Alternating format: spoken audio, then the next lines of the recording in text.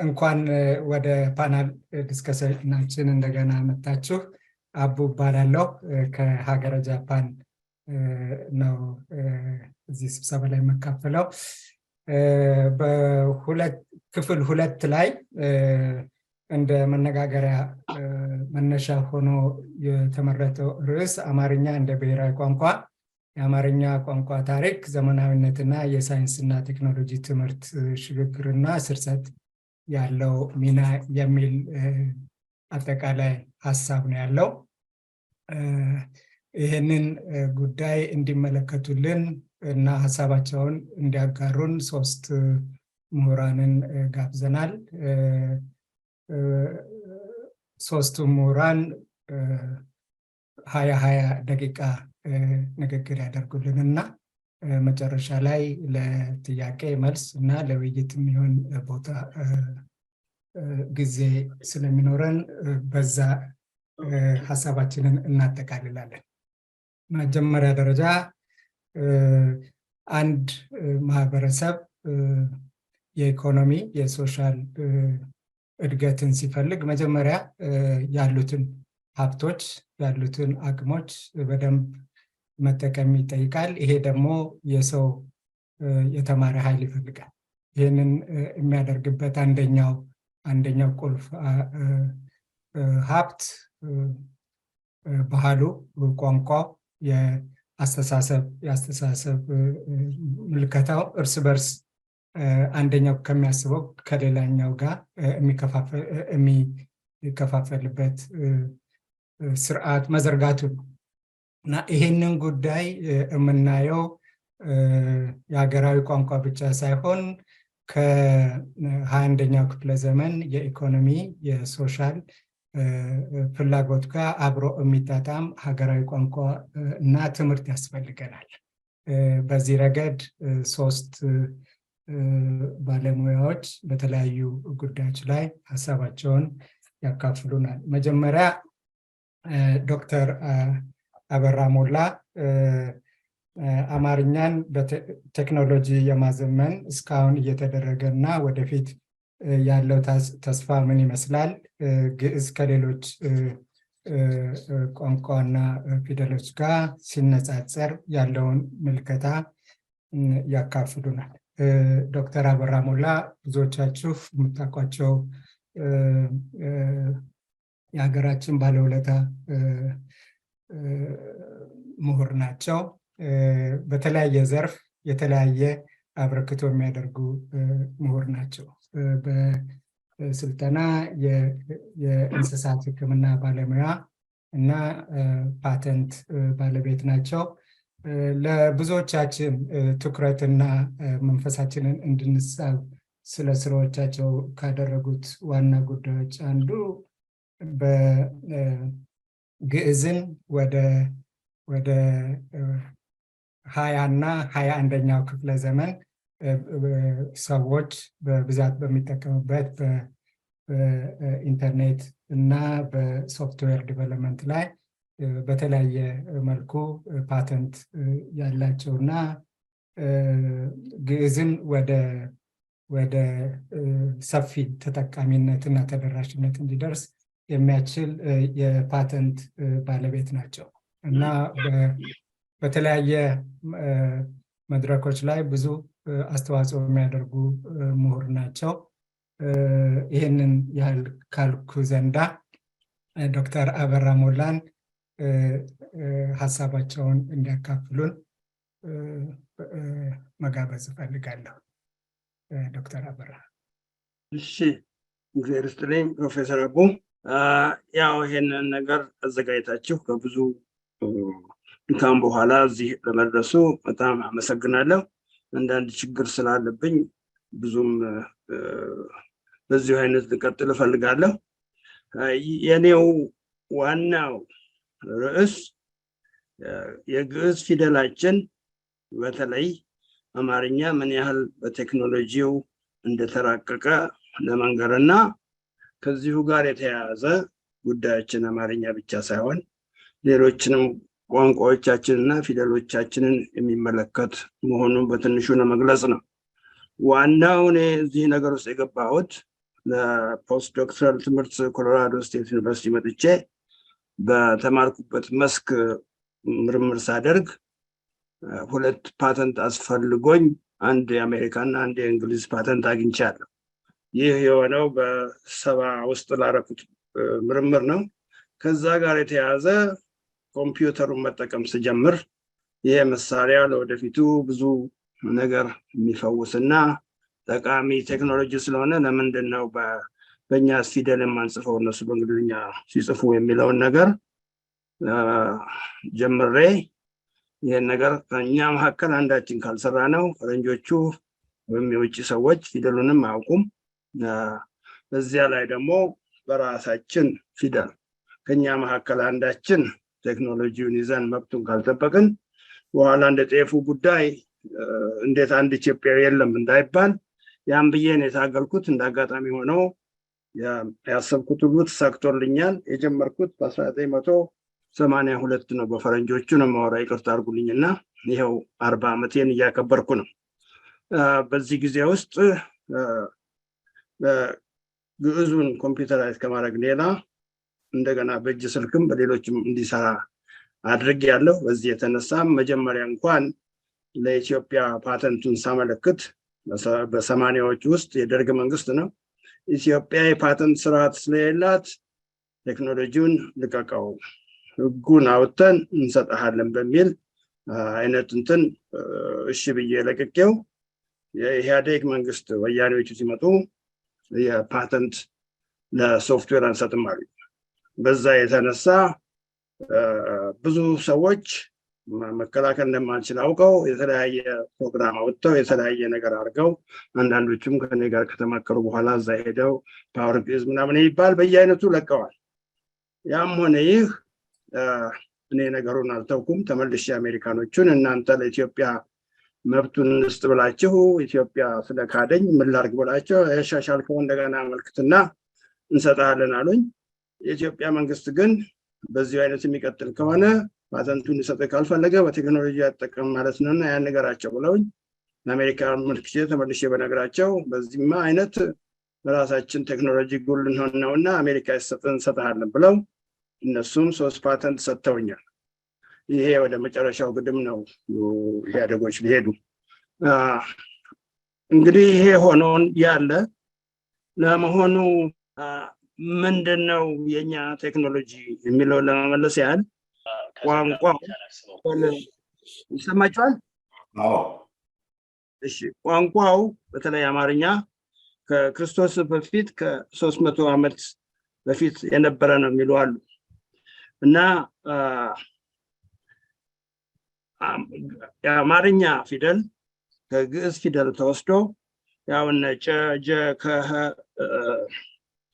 ቨ፣ ሸኛ እንደዚህ የመሳሰሉትን የግዕዝ ፊደል ላይ ጨምሮ የራሱን ፊደል ያለው ቋንቋ ነው።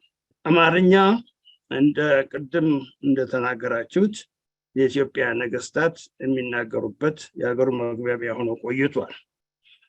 በ1506 በጉተንበርግ የማተሚያ መሳሪያ ለመጀመሪያ ጊዜ ተጠቅመው ፊደሉ ተቀርጾ ስራ ላይ ውሏል። በአማርኛ መጽሐፍ ቅዱስ ከ1800 ዓመተ ምህረት ጀምሮ ተጠቅሞበታል። ሌሎችም ከዛ ወዲያ የተጠቀሙበት ቋንቋዎች ትግርኛ፣ ኦሮምኛና ሌሎችም አሉ። በቅርቡም እነ ሀዲያ፣ እንደነ ጌዴኦ፣ ወላይታ እንደዚህ የመሳሰሉት ቋንቋዎች በግዕዝ ቋንቋ በግዕዝ ፊደል በቋንቋቸው መጽሐፍ ቅዱስን ተርጉሞ ተጠቅሞበታል። ቀደም ሲልም የደ ፊደል እርባታ ስለጎደለ ኦነሲሞስ ነሲብ የሚባሉ ሊቅ የደን ፊደል ፈጥረው በ1892 ዓመተ ምህረት መጽሐፈ ቁልቁሉ በኦሮምኛ መጽሐፍ ቅዱስ ተጽፎበታል።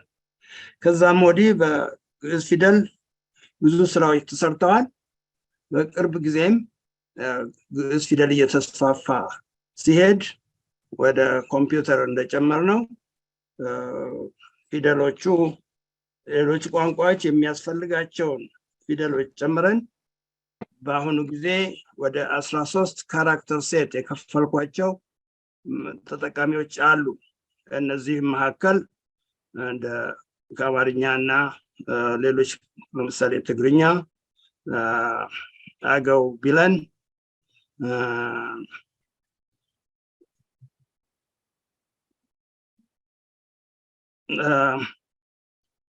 ቤንች፣ ኦሮምኛ፣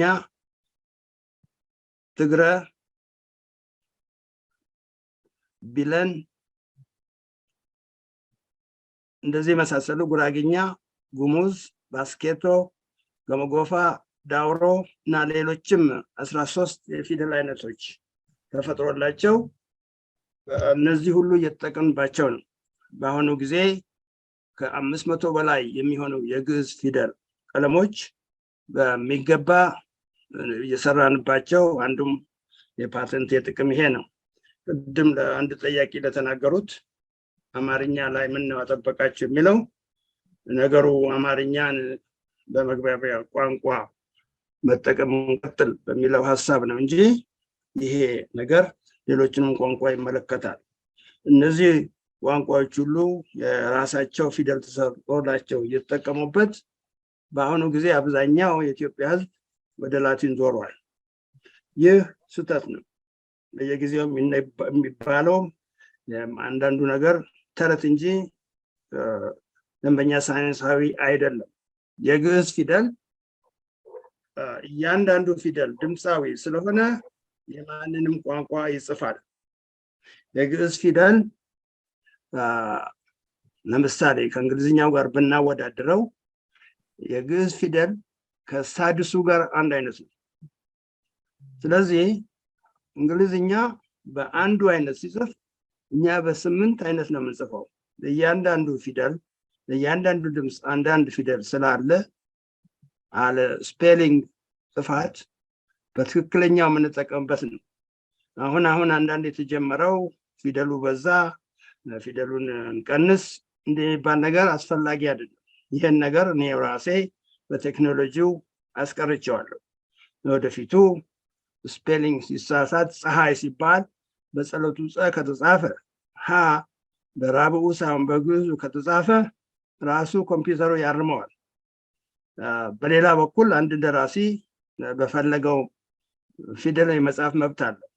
ግን እኔ አጥብቄ ከዚህ በፊት ስቃወም የነበረውና ታግዬም ያሸነፍኩት ነገር ፊደሉ ይቀነስ የሚሉትን አስጥያለሁ።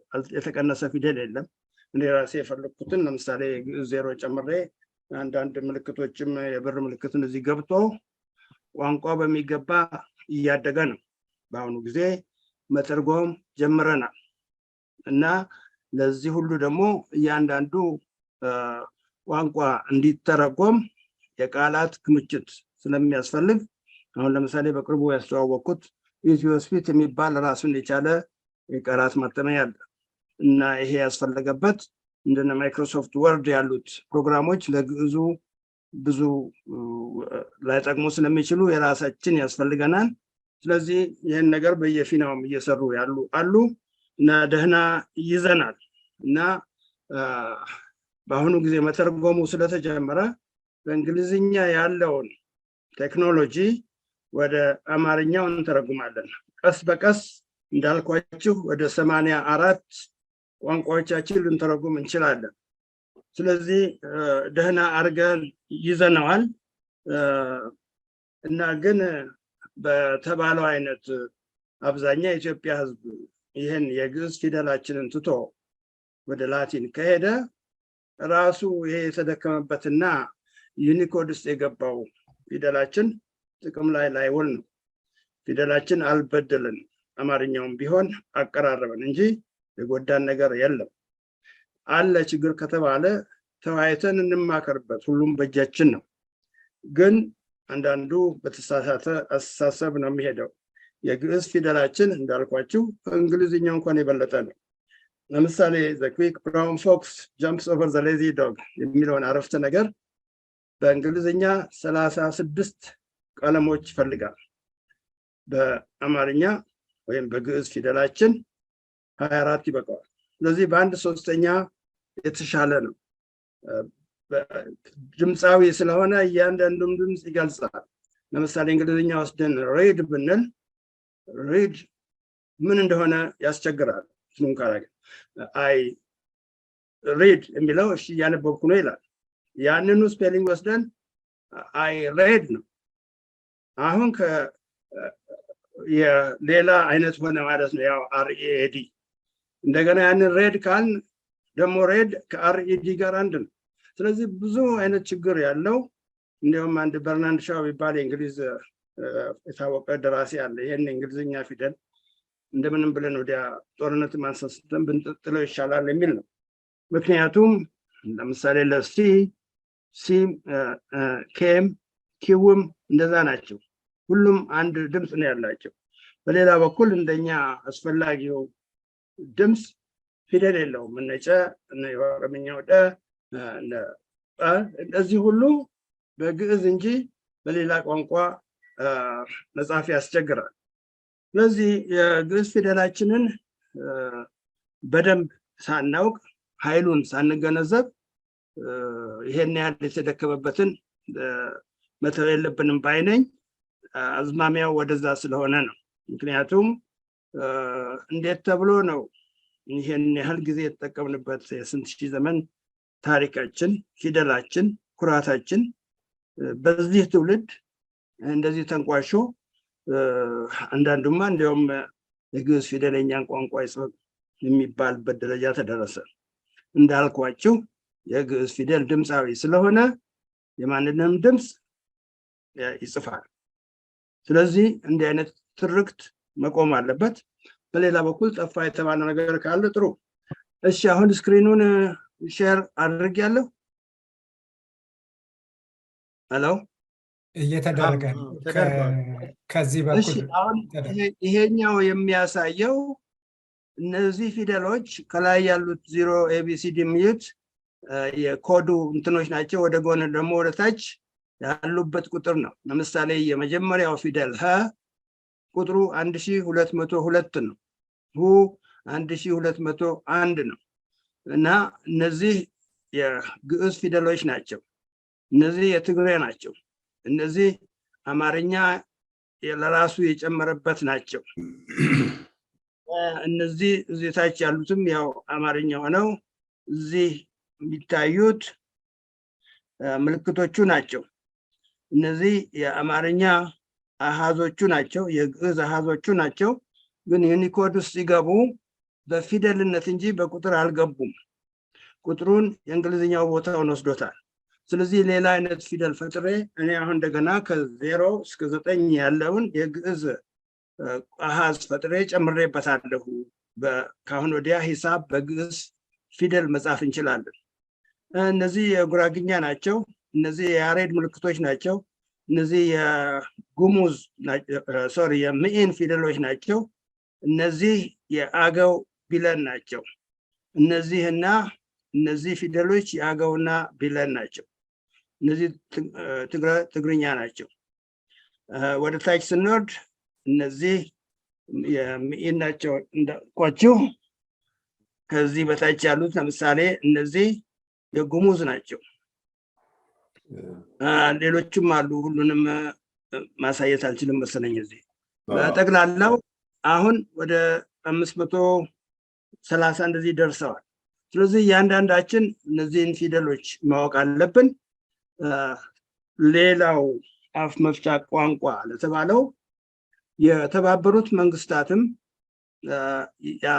ያበረታታል። ምክንያቱም በየ2 ሳምንት አንድ ቋንቋ እየሞተ ነው ይባላል በዓለም ላይ።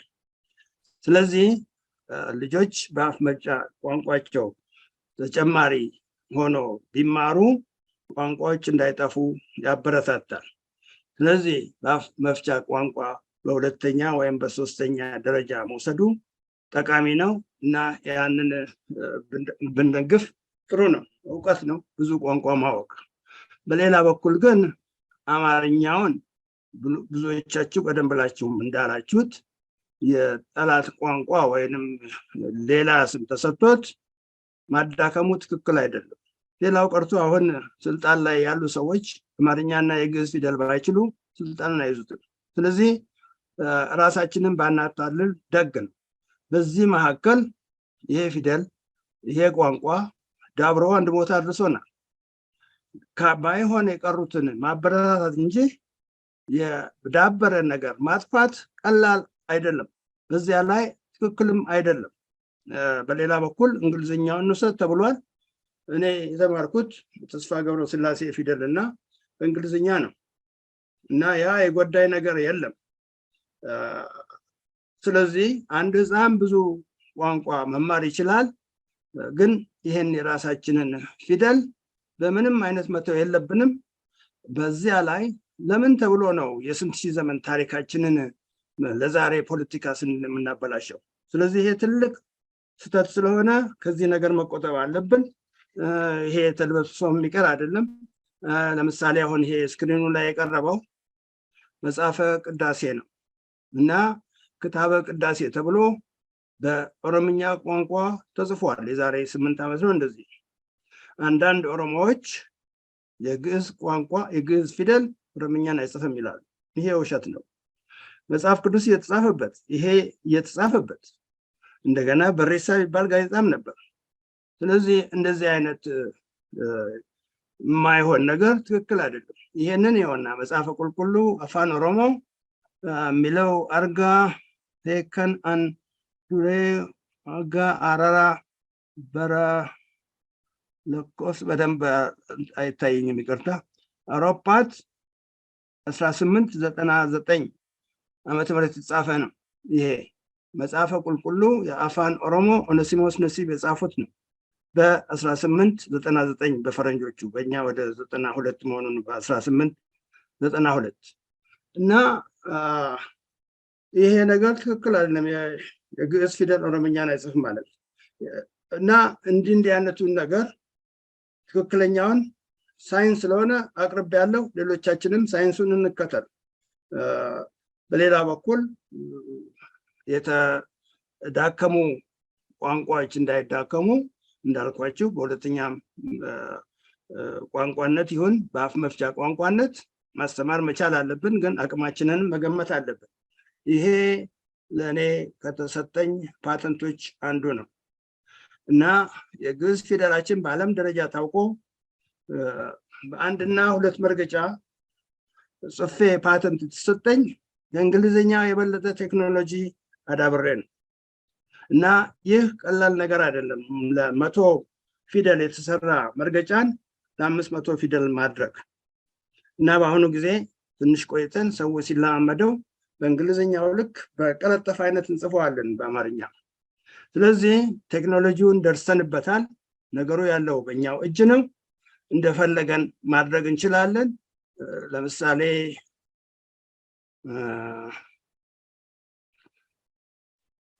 ሌላ ቦታ ልወስደው ነበረ፣ ሌላ ስክሪን ላይ። እሺ ምን ታሪኩ ማንቀሳቀስ ይችላል። የትኛው ሌላው ስክሪን ጋር ወሰደው ዝም ብለህ አንዱ ፓወርፖይንቱ ጋር ይሄ ያሉት እነዚህ ናቸው ነገ ያሉት። ኦኬ እሺ፣ እንግዲያውስ የኔው ነበረ፣ ሌላ የለኝም ነው። መልካም። ያኛውን በውይይት ጊዜ ወጣልህ? ይታያቸዋል። ይታያል። ይሄ ለምሳሌ የሚያሳየው የግዕዝ ፊደላችን ሌሎች ሴሜቲክ ፊደሎች ጋር የተቀራረበ መሆኑን ነው። አልፋ፣ ቤታ፣ ጋማ፣ ዴልታ፣ አበገደ የምንለው የኛ እዚህ ጋር ነው ያለው።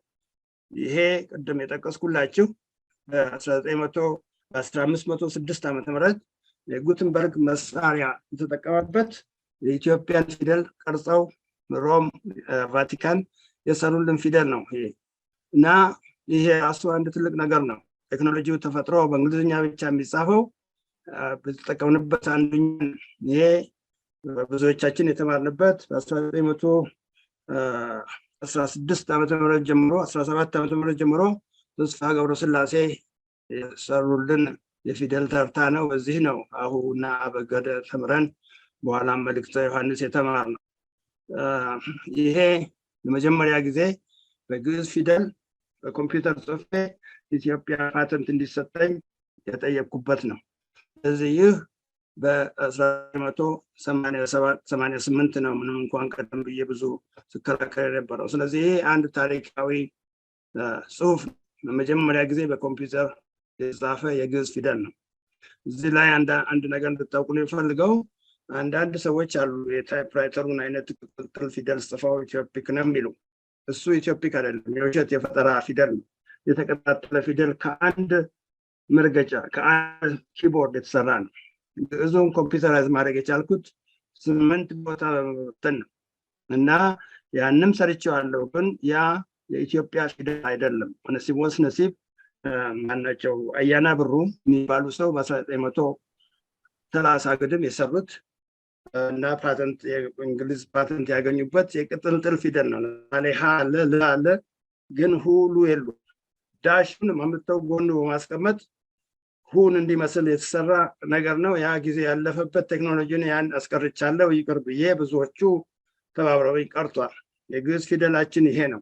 ይሄ ለምሳሌ በጃንዋሪ 1991 ስለኔ የተጻፈ ነው። ግዕዝን ኮምፒውተራይዝ ተደርጎ በአንድና ሁለት መርገጫ ይጻፋል የሚል። ግን ይህ ከሆነ በኋላም የግዕዝ ፊደል አይጽፍም ብለው በተለይ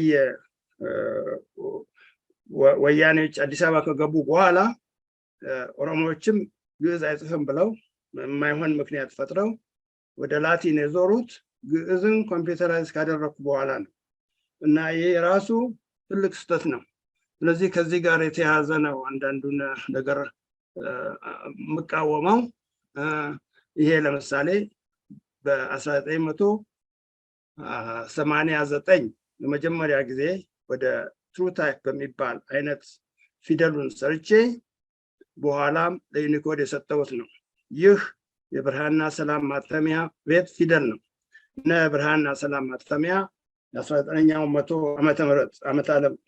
ዓመተ ምህረት ከጀመረበት ጊዜ ጀምሮ ብዙ ነገሮች የሰሩበት ነው። ዛሬ በኮምፒውተር እየሰራን ስለሆነ ሰው ራሱ አለምንም ገደብ አለምንም ከልካይ ጸሐፊ የሆነ ነው። አልፎ አልፎም ኢትዮጵያውያን እንዳይቸገሩ በድረገጽ አማርኛ በተለይ መጻፊያ አቅርቤ ነበር ከዚህ በፊት ፍሪ ታይፕ የሚል። አሁን ደግሞ ethiopic.com ሄዳችሁ አማርኛ መጻፍ ይቻላል። ስለዚህ በቴክኖሎጂ የተንቀሳቀስን ነው። በእንግሊዝኛው የሚሰራውን በሙሉ እንሰራዋለን። ወደፊቱ የኛ ቋንቋ የኛ ፊደሎች ሌሎች ቋንቋዎች ውስጥ ተወሽቀው በእንግሊዝኛ እና በምናምን ቀርበው የኛ አማርኛ እየተባለ ተወሽቆ ሳይሆን ራሳችንን ኦፐሬቲንግ ሲስተም ሰርተን የሌሎቹን ቋንቋዎች እንጨምርበታለን። የግዕዝ ቋንቋ በጣም የግዕዝ ፊደል በጣም ጥሩ ፊደል ስለሆነ እኔ የምከራከረው ለወደፊቱ ሌላ ዓለም ስንሄድ ይዘነው የምንሄድ ፊደል ነው ብዬ ነው። ምክንያቱም እንግሊዝኛውን ይዘን ብንሄድ ይስቁብናል። ስለዚህ ብዙዎቹ ፈረንጆች የማናገረውንም ያውቃሉ፣ ተስማምተውበታል እና እኛም ብንሆን እየተማከርን ማዳበር የምንችለው የኛው ፊደል ነው። ይህን እንዲያውም ብንችል ለአፍሪካ ያው በሌላም በኩል ዓለም እያስተማረበት ነው። አንድ 24 የሚሆኑ ኢንስቲትዩሽንስ እያስተማሩበት ነው። ሌላው ቀርቶ ዋሽንግተን ዲሲ የስራ ቋንቋ ካረጉት ትንሽ ጊዜው አልፏል እና ሌሎች በዚህ አይነት የያዙትን ቋንቋና ፊደል ማንቋሸሽና እንዲዳከም ማድረግ የለብንም። ስለዚህ ይሄ አሁን የተያዘው ትክክል አይደለም ባይ ነኝ። ምክንያቱም አንድ ያግባባንን ፊደል ያግባባንን ቋንቋ ህገ መንግስት የተባለው ከአንደኛ እስከ 12ኛ ክፍል ከእንግሊዝኛው ጋር ይማሩ ያለ አሁን ከዚህ ዓመት ጀምሮ አማርኛውን ማስተማር ትተዋል እና ይሄ ትክክል አይደለም ባይ ነኝ። ተወያይተን ይሄን ጥፋት ማስተካከል አለብን። ይሄ የሁላችንም ቅርስ ነው፣ ሁላችንም አበረክተንበታል። ያም ባይሆን ይሄ ከኢትዮጵያዊነታችን ጋር የሚሄድ ነው። ስለዚህ ባጭሩ ይሄን ነገር ለማጠቃለል ለጊዜው ይሄ ይበቃኛል። ጥያቄ ካለ አስተናግዳለሁ። እግዚአብሔር ይስጥልኝ። በጣም አድርገን እናመሰግናለን ዶክተር አበራ። ብዙ ጥያቄዎች እንደሚኖሩ ተስፋ አለኝ። አማርኛ ታሪካዊ ነው። ድምፃዊ የፊደል መደብ ስላለው ለቴክኖሎጂም በተለያየ መልኩ ለመገለጽና ለመዳበር የሚችል እንደሆነ አስረግጠ ነግረውናል። አንደኛ ቴክኖሎጂውን እዚህ ደረጃ ማድረሱ ራሱ በሁላችንም ስም ልናመሰግኖት እንወዳለን። ለሀገራችን ትልቅ ውለታ ነው የዋሉት። ሁለተኛው ይሄ የእርሶ ጥረት ተቋማዊ እና ቀጣይነት ባለው መልኩ ተደግፎ ወጣቱ ትውልድ ይህንን ስራዬ ብሎ አማርኛውንም ማሳደግ፣ አማርኛው ለሌሎች ቋንቋ ያለውንም አበርክቶ ለማሳደግ የሚቻልበት ሁኔታ እንዲፈጠር አብሮ እንዲሄድ ብዙ ስራ ይጠይቀናል። በውይይታችን ብዙ ምናነሳቸው ጉዳዮች ስለሚኖሩ ወደዛ እንገባለን። መጀመሪያ ግን ሁለት ሌሎች ተናጋሪዎች ስለሚኖሩን እነሱን እናዳምጥና እንመልሳለን። ዶክተር አበራ ሞላ በጣም አድርጌ አመሰግናለሁ በተሰብሳቢው ስም። እግዚአብሔር ይስጥልኝ። ኦኬ፣ ቀጥሎ ሀሳባቸውን የሚያካፍሉን ዶክተር አንማው አንተነህ ይባላሉ። በእንግሊዘኛ ቋንቋና ስነ ጽሁፍ ዶክተራል የፒኤችዲ ዲግሪያቸውን የሰሩ ምሁር ናቸው። እንግሊዘኛንም በአዲስ አበባ ዩኒቨርሲቲ ለረጅም ዓመታት ያስተማሩ ወጣት ምሁር ናቸው። ዶክተር አንማውን ብዙዎቻችን በተለያየ ሁኔታ እናውቃቸዋለን።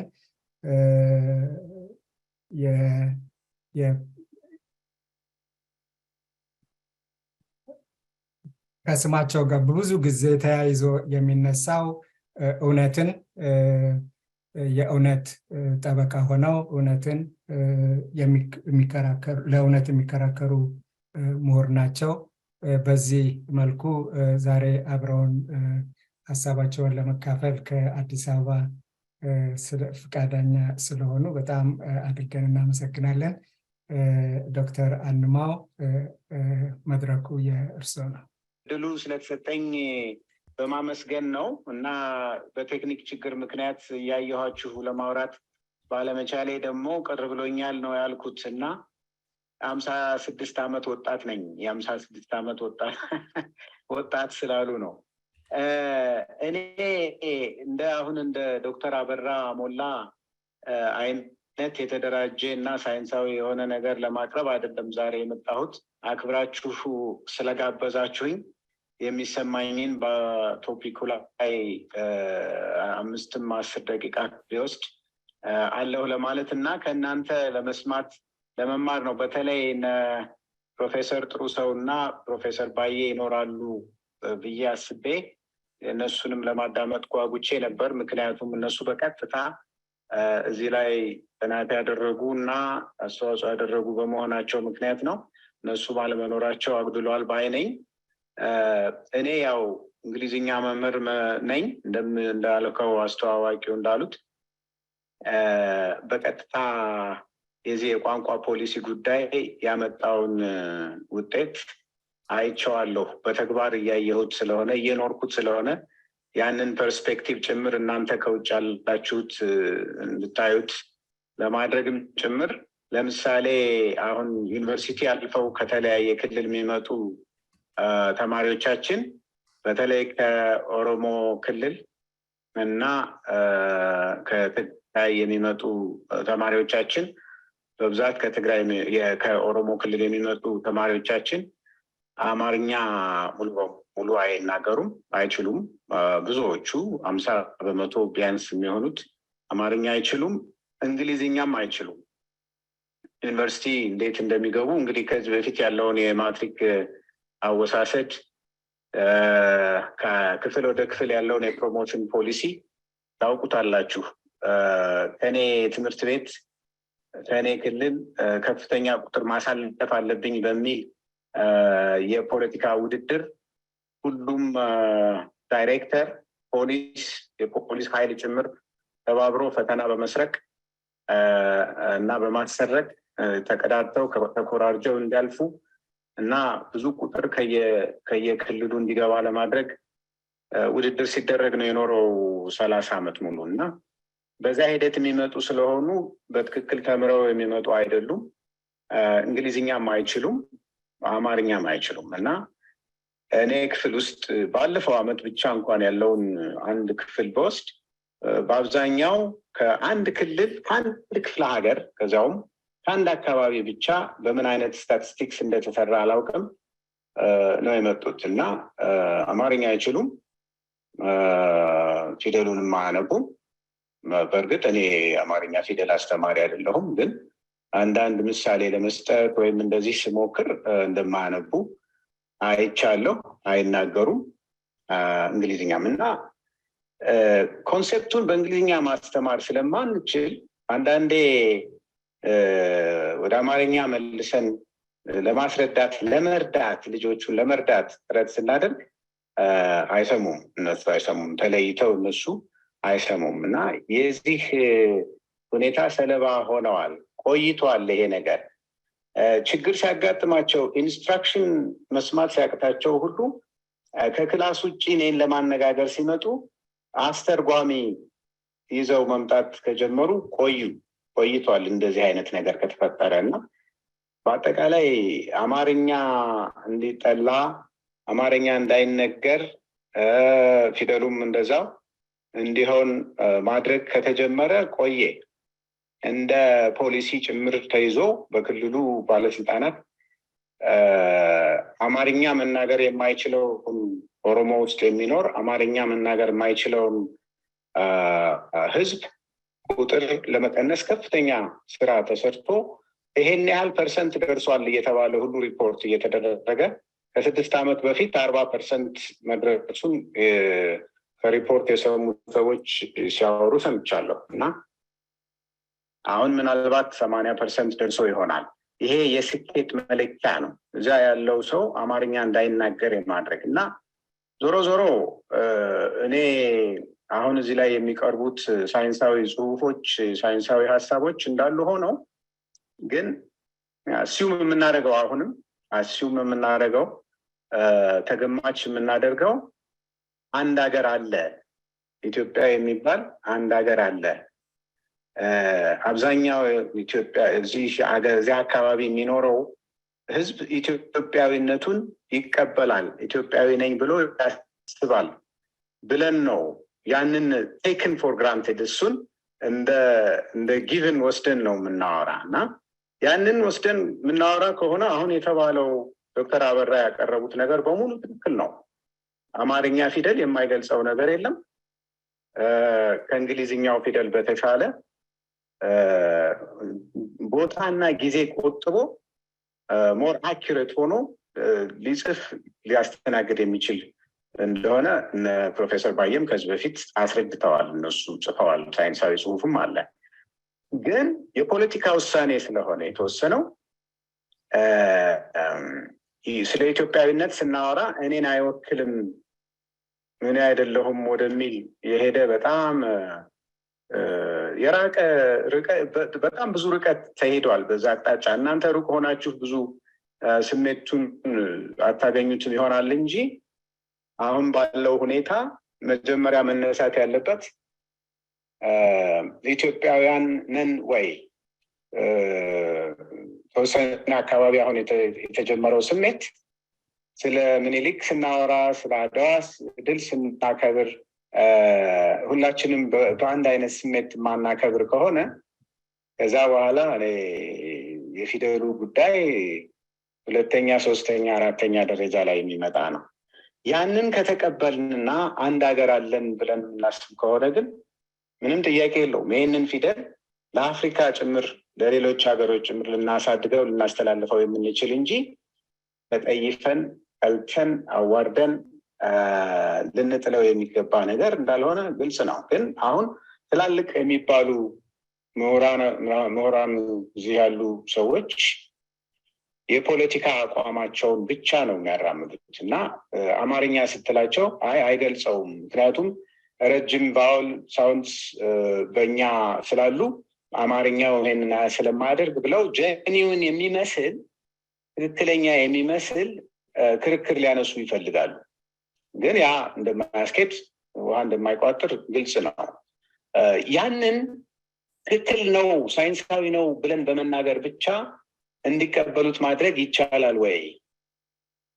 እኔ እንግዲህ አሁን ይሄንን ትክክል አይደለም አሁን እንዳሉት ዶክተር አበራ እንዳሉት አያስተምሯቸውም። አማርኛ መማር አምና ጀምሮ ሳይሆን ከ30 ዓመት በፊት ጀምሮ አማርኛ እዛ ክልል ውስጥ አያስተምሩም፣ አይማሩም። ለዚህ ነው ሳይችሉ የሚመጡት፣ ምንም ሳያውቁ የሚመጡት አማርኛ የማይናገሩት ለዚህ ነው። በአንድ ዓመት ብቻ አይደለም ይሄ የሆነው፣ ቆይቷል።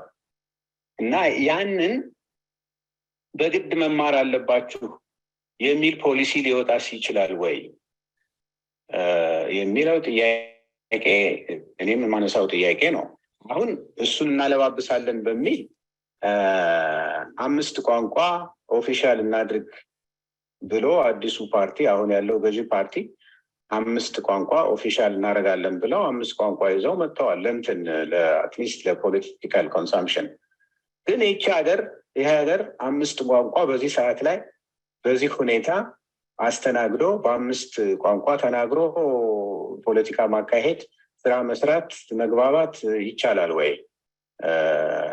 ሌላው ቀርቶ እኔ እንደውም ትልቅ ጥያቄ ከዚህ ጋር አድርጌ የማነሳው የአማርኛ ተናጋሪ ያልሆኑ ኢትዮጵያውያን አማርኛ እንዳይናገሩ የአማርኛ ፊደል እንዳይማሩ ተደርገው የሚመጡ ኢትዮጵያውያን ሳይኮሎጂካሊ ራሱ ስነ ልቦናዊ በሆነ መንገድ ከሌላው ህዝብ ጋር የሚኖራቸው መስተጋብር ምንድን ነው የሚሆን? ምንድን ነው የሚመስል? እኔ አንድ ሱዳናዊና አንድ ከኦሮሞ አካባቢ የመጣ ሰው ክላሴ ውስጥ ሲኖር ለምሳሌ ልበልና እኔ ክፍል ውስጥ ቢኖር ከሱዳን የመጣው ሰው ወይም ከኬንያ የመጣው ሰው እንግሊዝኛ ይችላል። ባለው አጋጣሚ ባገኘው አጋጣሚ የተሻለ እንግሊዝኛ ይናገር ይሆናል። ይሄኛው አይናገርም፣ አላገኘም፣ እድሉን አላገኘም፣ እንግሊዝኛ አይችልም። በአማርኛ እንዳይግባባ ተደርጓል፣ እንዳይማር ተደርጓል። ስለዚህ እኔ አሁን የበለጠ እና ይሄ የፊደል ጉዳይ ቴክኒካዊ የመግባቢያ ጉዳይ ብቻም አይመስለኝም። እኔ ከዛ በላይ ነው ኢትዮጵያዊነትን የማስቀጠል እና የማጣት ጥያቄ ጭምር አድርጌ ነው የምወስደው። መጀመሪያ ብሔር ብሔረሰቦች በሚለው የማስታመም ሂደት ማትሪኩሌሽን ላይ ፈተና አማርኛ ፈተና ይሰጥ የነበረው እንዲቀር ተደርጓል። ያኔ በደርግ ጊዜ ነው እሱ የቀረው፣ አማርኛ ኮምፓልሰሪ እንዳይሆን። ከዛ በፊት ኮምፓልሰሪ ነበር። በኋላ በደርግ ወደ መጨረሻው አካባቢ እኔ ስትፈተን ለምሳሌ እኔ በ76 ዓመተ ምህረት ነው ማትሪኩሌሽን የወሰድኩት። አማርኛ ኮምፓልሰሪ አልነበረም። ስለዚህ እንደውም ቢ አምጥቼ አልተያዘልኝም። በአጋጣሚ ሆኖ ያከስረኝ ነበረ። ይህ ሳይያዝልኝ ቀርቷል። ሌሎች ኤዎች 5 ስለነበሩኝ ይኸው አልተያዘም፣ በአጋጣሚ ሆኖ ማለቴ ነው። ከዛ ቀጥሎ አሁን በመጣው ሲስተም ደግሞ ጭራሽ ከፈተናው እንዲቀር ነው የተደረገው። ኮምፓልሰሪነቱ መጀመሪያ ቀረ። ከዛ እንደገና እንደውም መፈተና አያስፈልግም በሰዎች ላይ መጫን ነው ተባለ። እኔ ግን አማርኛ እናንተ ሀገር አሜሪካን ሀገር የሚገባ ሰው እንግሊዝኛ ይፈተናል። የተወሰነ ሚኒመም ሪኳየርመንት ሲያሟላ ነው ዜግነት የሚያገኘው ሲባል ሰምቻለሁ፣ አላውቅም። እንግሊዝ ሀገር የሚሄዱ ሰዎች ባሎቻቸው እንግሊዛውያን ሆነው ሴቶች ሲሄዱ የሆነ ሚኒመም ሪኳየር የሚደረግ ፈተና አለ። እኔም እዛ ውስጥ እንዳውም ኢንቮልቭ ስለሆንኩ አውቀዋለሁ ፈተናው። እነዚህ ሰዎች የተወሰነ ሌቭል ኦፍ እንግሊሽ ካወቁ በኋላ ነው ቪዛ የሚሰጣቸው። አማርኛ በእኛ ኮንቴክስት አማራ ለሚባለው የህብረተሰብ ክፍል ብቻ የተሰጠ አይደለም። ከዚህ አልፎ ሄዶ ሌሎችንም ጭምር የሚያገናኝ የኢትዮጵያ ቋንቋ ነው። ግን ፖለቲካል በሆነ ሁኔታ ለአንድ ግሩፕ ብቻ እንደሆነ ተደርጎ እንዲጠላ እና እንዲወድቅ በግልጽ ትግል ሲደረግበት የቆየ በመሆኑ ነው እንጂ አማርኛን ኢትዮጵያውያን ከሆነ ሁላችንም ኢትዮጵያን የምንፈልጋት ከሆነ ይሄ ሀገርም እንዳይፈርስ የምንፈልግ ከሆነ በእኔ አስተያየት አማርኛ በጣም ከፍተኛ አስተዋጽኦ አለው። ቅድም እንዳሉት ዶክተር አበራ አስተሳስሮ ያስያዘ አቆየ እንጂ ምንም የጎደለ ነገር የለም። ምንም ያጎደለው ነገር የለም። ግን ያ ፖለቲካ ስሜት ከውስጣችን ካልጠፋ፣ ኢትዮጵያዊነት ተመልሶ ካልመጣ the majority of Oromos, the majority of Tigrayans ኢትዮጵያውያን ነን ብለው ማያምኑ ከሆነ እና ለዛ ለኢትዮጵያ ለሀገራቸው የማይቆረቆሩ ከሆነ ሳይንሳዊ ስለሆነ ብቻ ፊደሉ ሳይንሳዊ ስለሆነ ብቻ የተሻለ ከእንግሊዝኛም የተሻለ ገላጭ ስለሆነ ብቻ በኢትዮጵያ ውስጥ ጠንክሮ ይቀጥላል የሚል ግምት የለኝም። ምክንያቱም አሁን ያለው ሁኔታ በጣም የሚያስፈራ፣ በአጠቃላይ በጣም የሚያሳዝን ነገር ነው። እኔ የማየው ነገር ይሄ ነው እና በእንግሊዝኛ ለመተካት አይ ቲንክ የተሞከረ ይመስለኛል። በአቶ መለስ ጊዜም ኤሊፕ የሚባል ኢንግሊሽ ላንጉጅ ኢምፕሩቭመንት ፕሮግራም የሚባል በትምህርት ሚኒስቴር ዲፓርትመንት ተከፍቶ መምህራን ያላቸው የእንግሊዝኛ ችሎታ እንዲዳብር በጠቅላላ ሀገሪቷ ውስጥ እንግሊዝኛ ደህና እንዲሆን በሚል አይ ቲንክ እሳቤው ኢን ዘ ሎንግ ራን አማርኛን የመተካትና ሊንጓ ፍራንካ የመሆን ሮል እንዲጫወት በሚል ተሞክሮ ነበረ ይመስለኛል። ግን እንደምታዩት እንግዲህ ትምህርት ቤት የገባውና ጥሩ ተማሪ የሆነው የመግባባት ያህል እንግሊዝኛ ይችል እንደሆነ ነው እንጂ 85% እና 90% የሚሆነው ህዝብ እንግሊዝኛ ተናግሮ የኦሮሞ ገበሬ ከጎጃም ገበሬ ጋር በእንግሊዝኛ የሚግባባበት ዘመን 400 ዓመት የሚፈጅ ነው። መቼስ ማጋነን አይሆን እንጂ የሚታሰብ ነገር አይደለም። ያንን በቅርብ ጊዜ ሀገር አድርገን እንግሊዝኛን ተጠቅመን ልንቀጥል እንችላለን የሚል ቅዠት ነው የሚመስለኝ። ስለዚህ ኦቶማቲካሊ አማርኛን እንግሊዝኛ ሊቀይረው ሪፕሌስ ሊያደርገው የሚችል አይመስለኝም። ስለዚህ ዞሮ ዞሮ የሀገር የሚቀጥል ከሆነ አማርኛ በጣም አስፈላጊ ነው። በአማርኛ መነጋገር መቻል አለብን። አሁን ባለው ሁኔታ እንዳልኳችሁ በተለይ ከኦሮሞ ክልል አካባቢ ያለው ስሜት ያው እኛም ጋር የሚመጣው ከተማሪውም ከምንም የምናየው ሙሉ በሙሉ ከመነጋገር ፊደሉን ተውት፣ መነጋገሩን ራሱን በአማርኛ ለመግባባት መቻሉን ራሱን ጥያቄ ውስጥ እየከተተው ነው። ለጊዜው እነሱ ራሳቸው ኦሮምኛ ተናጋሪዎች ጥሩ የትምህርት ደረጃ እንኳን ያላቸው አዲስ አበባ ውስጥ ገብተው ስራ ሲፈልጉ በአንዳንድ ኤንጂኦስ አካባቢ ለመቀጠር ሲፈልጉ አማርኛ ባለመቻላቸው ምክንያት ኦፖርቹኒቲ እያጡ ነው እነሱ ጭምር። እነሱንም እየጎዳቸው ነው አንዳንዶቹን። ምክንያቱም ያ ኤንጂኦ የሚሰራው በአማርኛ ይሆንና ወይም የአማርኛ ስራ ይኖረውና ያ ሰውዬ በሌላው ነገር ሁኔታዎችን አሟልቶ አማርኛ ስለማይናገር ይቀርበታል። እና እንግዲህ አሁን ቅድም የጠቀስኩት ወደ አዲስ አበባ ዩኒቨርሲቲ የገቡትን ልጆች ነው። ያልገቡት በአብዛኛው ወደ ኦሮሞ ዩኒቨርሲቲዎች የገቡት በዛው በኦሮምኛ ኤሌመንተሪ ይማራሉ፣ በኦሮምኛ ሃይስኩል ይማራሉ፣ በኦሮምኛ ዩኒቨርሲቲ ይጨርሳሉ። ስለዚህ የእንግሊዝኛ ሌቭላቸው በጣም ሌላውም እንደዛው ነው። በነገራችን ላይ በአማርኛም የተማረው እዛው የቀረው በእንግሊዝኛ ያለው ሌቭል ከዛ የተሻለ አይደለም፣ ያው ነው፣ አንድ አይነት እና በአማርኛ የሚማሯትን ያህል እዛ ያሉትም በአማርኛ ነው የሚማሩት፣ ኦሮሞ ክልል ያሉትም በኦሮምኛ ነው የሚማሩት፣ ሌላውም እንደዛው ነው። እና ይሄ ሊንጓ ፍራንካ የምንለው አስተሳስሮ ያቆየን ነገር ቅድም ዶክተር አበራ እንዳሉት ሌሎቻችሁን ስላልሰማኋችሁ ዘግይቼ ስለገባው ነው እሳቸውን ደጋግሜ የምጠቅሰው ያ የሚያስተሳስረን ነገር እየላላ እኔ በኔ ግምት ይሄ አካሄድ ለሌላ 10 ዓመት ለሌላ 15 ዓመት ከቀጠለ ሙሉ በሙሉ መነጋገር ማይችል አዲስ ትውልድ ይመጣል ብዬ አስባለሁ። ከተለያዩ ክልሎች የመጡ ወጣቶች የሚነጋገሩበት ቋንቋ ያጣሉ ሙሉ በሙሉ ብዬ አስባለሁ። ከዚህ በፊት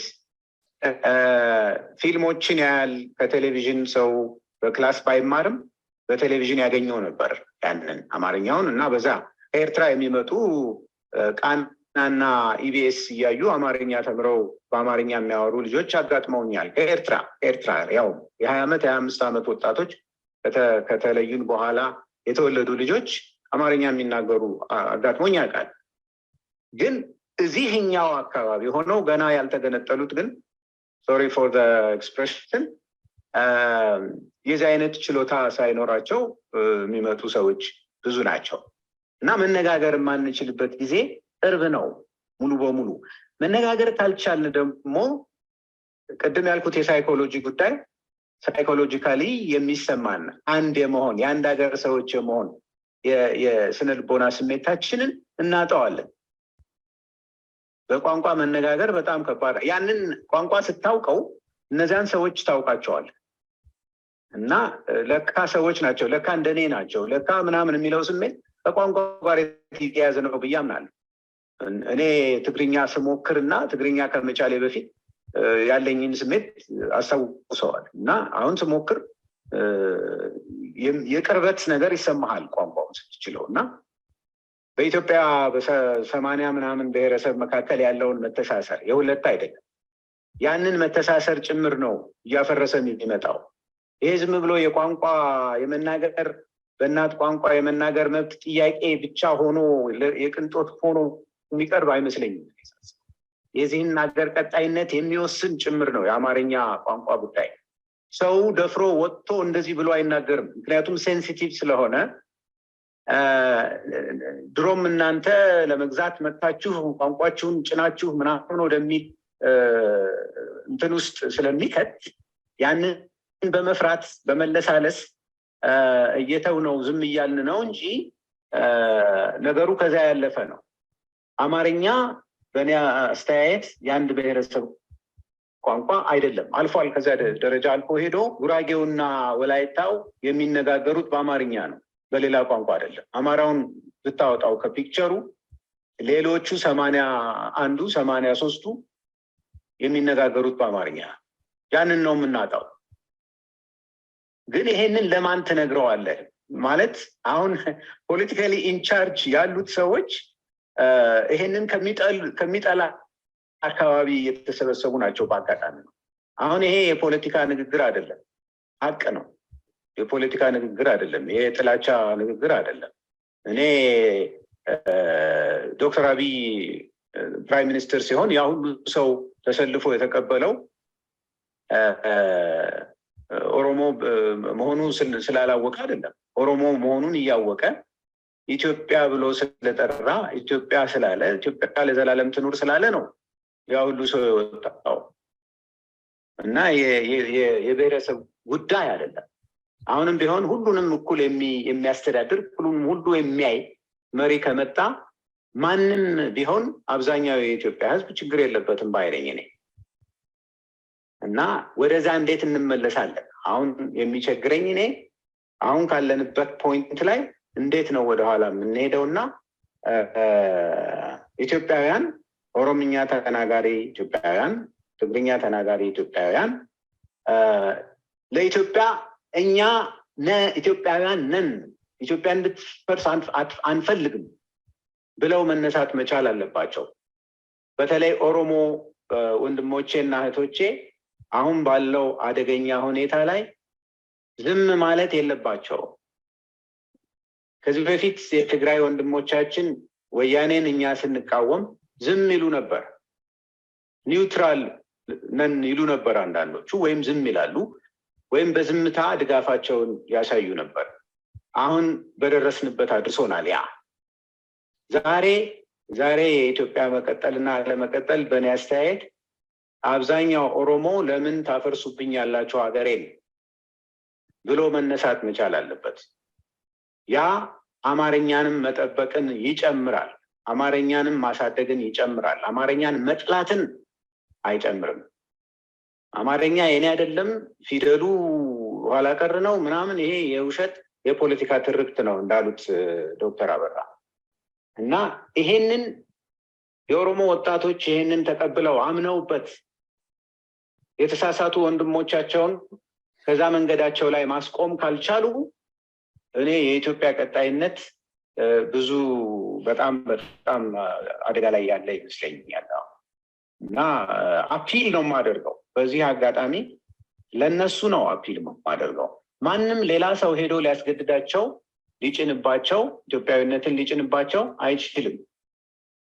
አማርኛ የኢትዮጵያዊነት ማስተሳሰሪያ ገመድ ነው። የአማራ የጨቋኝ የምናምን መሳሪያ አይደለም። የኢትዮጵያ የማስቀጠያ መሳሪያ ነው፣ ዋና መሳሪያ ነው። ስለዚህ ኢትዮጵያን የሚፈልጓት ከሆነ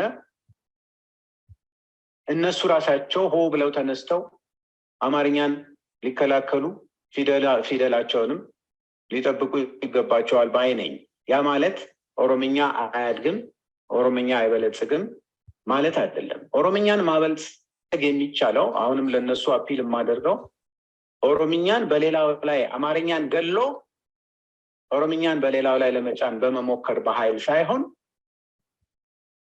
በሚከፍቷቸው ፋብሪካዎች በሚሰሯቸው የልማት ድርጅቶች ውስጥ ማንኛውም ኢትዮጵያዊ በነፃነት ገብቶ እንዲሰራ በመፍቀድ በማበረታታት አቃፊ ነን እንደሚሉት አቃፊ በመሆን ሄዶ እንዲሰራ አገርህ ነው፣ ያንተ ነው፣ የኛ ነው በሚል ስሜት ቢጋብዙት፣ ቢያቀርቡት፣ ቢያቅፉት ኦሮምኛንም አብሮ ይናገራል ያዙ። በሂደት ሁለቱ ቋንቋዎች ተያይዘው ያድጋሉ። ስለዚህ ማንም የማንን ቋንቋ ወደኋላ አይጎትትም ማለት ነው። አሁን በተያዘው አካሄድ ከሆነ ግን ይሄ እንዲያርጎኛልና ዛሬ ደግሞ እኔ እንዲያደርገዋለሁ አስሬ ገድዬ እኔ ደግሞ እሱ ላይ እጭናለሁ የሚል ከሆነ አሁን አንደኛው ክፍለ ዘመን ነው። አሁን በጣም የቴክኖሎጂ ዘመን ነው። አሁን ሁሉም ሰው የነቃበት ዘመን ነው። እንደዚህ አይነት አካሄድ ለማንም ኃይል አይጠቅምም፣ አይቻልም። ስለዚህ ጥፋት ነው የሚሆነው። ጥፋት ደግሞ ሁላችንንም ይዞ የሚጠፋ ነገር ነው። ማሸነፍ ጥሩ የሚሆነው አንተ ሙሉ በሙሉ አሸንፈህ አንተ ብቻ ኖረህ ሌላውን ገለህ የምትቀጥል ከሆነ ምናልባት እንደዛ ብሎ የሚያስብ ሰው ጥሩ ነው ካለ ያ ጥሩ ነው። ግን ያ አይቻልም። ሌላውን አጥፍቼ እኔ ብቻ በልጽጌ እኔ ብቻ አድጌ ልቀጥል አልችልም። ለማጥፋት በሚደረግ ሂደት ውስጥ ተያይዞ መጥፋት ነው የሚሆነው። እንደዚህ አይነት እልህ ውስጥ ሳንገባ ሁላችንም አብረን የምናድግበትን ቋንቋውንም እንደዛው ሁለቱንም ቋንቋ በተለይ ሁለቱ ቋንቋዎች ብዙ የሚናገራቸው ስላሉ ሁለቱንም ቋንቋዎች አቅፈን ብንሄድ ጥሩ ነው። ፊደላችንንም የተሳሳተ ውሳኔ ነው፣ እኔም የተሳሳተ ውሳኔ ነው፣ ወደ ቁቤ መሄዱ የተሳሳተ ነው ብዬ አምናለሁ። ያ ግን የኦሮሞን መብት በሚነካ መንገድ አይደለም። እንደዛ የማስበው በሚጠቅም መንገድ ነው። ፕሮፌሰር ፍቅሬ ቶሎሳ አንድ ጊዜ ምን ሲሉ ሰምቻለሁ። በቁቤ ሲጻፍ 4500 ገጽ የሚወስድ ዶክመንት በአማርኛ በ2000 ነው በ1500 ገጽ ያልቃል። ኢኮኖሚካል ነው፣ ሞር ኢኮኖሚካል ነው ብሏቸዋል። እኔ አይደለሁም እንደዚህ ያልኩት። እና በመልካም ጎን ካየነው ይጠቅማል በብዙ መንገድ፣ ሳይኮሎጂካል ባልኩት ቅድም ኢኮኖሚክ በሆነ መንገድም ጭምር የሚጠቅም ነገር ነው። ስለዚህ ቀስ ብለን ይሄ በአንድ ሳምንት፣ በአንድ ዓመት፣ በሁለት ዓመት የሚሆን ነገር አይደለም። ብዙ አዘቅት ውስጥ ገብተናል፣ ብዙ አጣብቂኝ ውስጥ ገብተናል። ግን ከዚህ አጣብቂኝ ውስጥ እንዴት እንውጣ ብለን የምናስብበት ጊዜ ነው። በያዝነው ስህተት ወደፊት የምንገፋ ከሆነ ግን ብዙ ጊዜ ይኖረናል። ኢትዮጵያውያን ሆነን ለመቀጠል ብዙ ጊዜ ይኖረናል ብዬ አላስብም። እና አንዱ የሚገለን አንዱ የሚያጠፋን ነገር የቋንቋችን ጉዳይ ነው።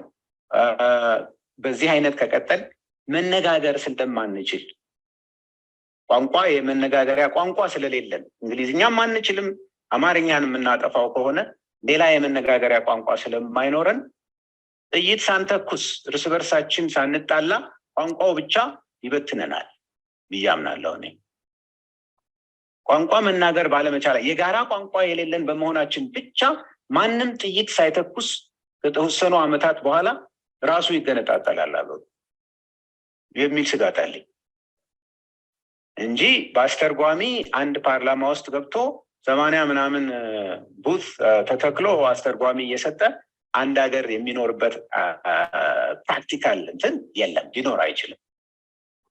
እና ልናስብበት ይገባል። በኃይል የሚጫን ነገር አይደለም። እንዳልኩት በተለይ በትግራይ እና በኦሮሞ ያሉ ወጣቶች በስሜታዊነት ወጥተን ይሄ ቋንቋ ልክ እንዳንድ ህንፃ እንዳንድ አዳራሽ ነው ማየው፣ መሳሪያ ነው። ቋንቋው እንዳንድ አዳራሽ ነው። ምኒልክ የሰራው አዳራሽ ስለሆነ ቆንጆ አዳራሽም ቢሆን መፍረስ አለበት ማለት አይደለም። አዳራሽ ነው፣ ይሰበስበናል፣ መሳሪያ ነው። ስለዚህ ይሄን መሳሪያ እንጠብቀው፣ ለሁላችንም ይጠቅማል። ያንን ይዘን የሌሎቻችንን ደግሞ እንዴት አድርገን አብረን እናሳድግ ብለን አብረን እንስራ። በዛ መንፈስ ከሄድን ሁላችንም ትራይሊንጓል ባይሊንጓል ቢያንስ ባይሊንጓል እና ትራይሊንጓል እየሆንን ወደፊት የሚመጡ ጀነሬሽንስ በመልካም አስተሳሰብ፣ በጓደኝነት፣ በአገር ልጅነት ሁሉም ቋንቋዎች የሚያድጉበት መንገድ ይፈጠራል። አለበለዚያ ግን አሁን ባለው ሁኔታ ከሆነ ቋንቋው ብቻ ራሱ ያጠፋናል። ቋንቋ የሌለን መሆኑ መግባቢያ ቋንቋችንን አጥፍተን በኋላ በዛ ምክንያት ብቻ የምንፈርስበት መንገድ ይኖራል የሚል ሌይማን የሆነ የሌይማን አስተሳሰብ ነው ያለኝ። ባይሆን ደስ ይለኛል እና እኔ ከዚህ በላይ ማለት አልችልም። ቴክኒካል የሆነ ወረቀት አይደለም ይሄ። የሚሰማኝን ስሜት እና ከምኖርበት አንጻር ያለኝን አመለካከት ነው የሰጠኋችሁ። ለድፍረቴ ይቅርታ ይደረግልኝ። እዚህ ላይ ባቆም ይሻላል። መልካም ማለፊያ መልእክት ነው። በጣም እናመሰግናለን ዶክተር አንማው። ይሄ ጉዳይ የቋንቋ ጉዳይ ብቻ አይደለም፣ ከዛም አልፎ የሀገራዊ ጉዳይ ነው። ፖለቲካል ኢምፕሊኬሽን አለው። አብሮ የመኖር ያለመኖር ጉዳይ ነው። ወጣቱን ትውልድም እየቀጣን ያለንበት በጣም የተወላገደ የፖሊሲ አካሄድ ነው እና ይሄ በዚህ መድረክ ላይ ብቻ የምንመልሰው ጉዳይ አይሆንም። ነገር ግን ይሄንን ጉዳይ እንደገና መልሰን መላልሰን በተረጋጋ መንፈስ ልናስብበትና በዘርፉ ላይ ጥናት የሚያደርጉ ባለሙያዎች ረጋ ባለ መንፈስ፣ ሰከን ባለ አመለካከት የሀገሪቱን የቋንቋም ሆነ የትምህርት ፖሊሲ ከዛም ባሻገር የፖለቲካ ፖሊሲ አቅጣጫችን መስመር እየሳተ መሆኑ አሁን የጀመረ ጉዳይ አለመሆኑንም ዶክተር አንማው በደንብ በአጽንቶ ነግረውናል። እኔም አዲስ አበባ ዩኒቨርሲቲ ይሄ ችግር እንዳለ ተገንዝቤያለሁ። ተማሪዎች ችግር ሲኖርባቸው አስተርጓሚ ይዘው መጥተው ከአስተማሪ ጋር መነጋገር ከተጀመረ ቆየት ብሎ እና ይሄ ነገር ብሶ ብዙ ችግር እየፈለፈለ ስለሆነ በዘርፉ ላይ ያሉ ምሁራን የፖለቲካል ጥያቄው እንደተጠበቀ ሆኖ ቢያንስ በዚህ ጉዳይ ላይ ፖሊሲው ላይ ፎከስ የሆነ ስራ እየተሰራ የፖለቲካው ጥያቄ ደግሞ አብሮ ሰፋ ባለ መድረክ ሰፋ ባለ በዘርፉ ላይ ምርምር የሚያደርጉ ሰዎች እንዴት ነው ይሄንን ነገር የምንፈታው እንዴት ነው አድሬስ መደረግ ያለበት የሚለውን ጉዳይ ትኩረት ሰጥተን መመለስ ይኖርብናል። በጣም አድርገን እናመሰግናለን። ለጥያቄና መልስ ውይይቱ አብረን እንደምትሆን ተስፋ አደርጋለሁ። መስመሩ ሊያስቸግር ይችል ይሆናል። እስቲ እስከተቻለ ለመሞከር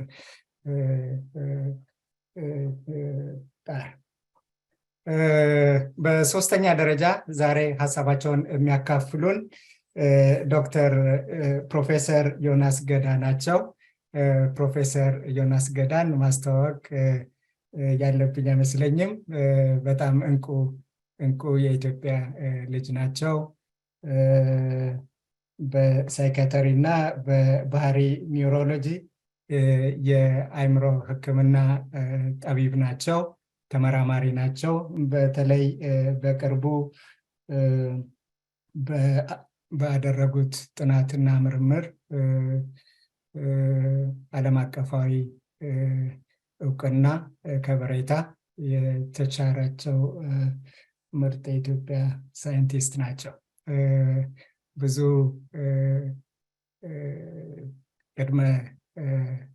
ቅድመ ማስተዋወቅ ሳይጠበቅብኝ ወደ እሳቸው መሄድ እፈልጋለሁ። ግን ከዛ በፊት መቼም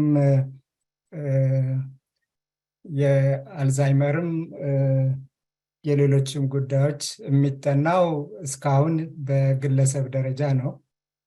ግለሰቦች ህመም ሲሰማቸው ይሄ አይነት ፈተና ሲገጥማቸው እንዴት እንርዳቸው ወይንም ቅድመ ዝግጅት እናድርግ የሚለው ነው። የስራ መደባቸው ባይሆንም እንኳን እንደ ማህበረሰብስ የማህበረሰብ አእምሮም ራሱ የማህበረሰብ አእምሮ በቋንቋው በባህሉ ይገለጻልና ሰውነታችንን ኢትዮጵያነታችንን የሚያስረሳ ከባድ ፈውስ ያልተሰጠው ወይንም ትኩረት ያልተሰጠው ችግር አጋጥሞናል እና ይሄንንም ለዛሬም ባይሆን በሌላ ጊዜ ሊያካፍሉን እንደሚችሉ ተስፋ አደርጋለሁ። ብዙም አሁን መድረኩን ለፕሮፌሰር ዮናስ ገዳ ማስተላለፍ እፈልጋለሁ። ፕሮፌሰር። አመሰግናለሁ ፕሮፌሰር አቡ።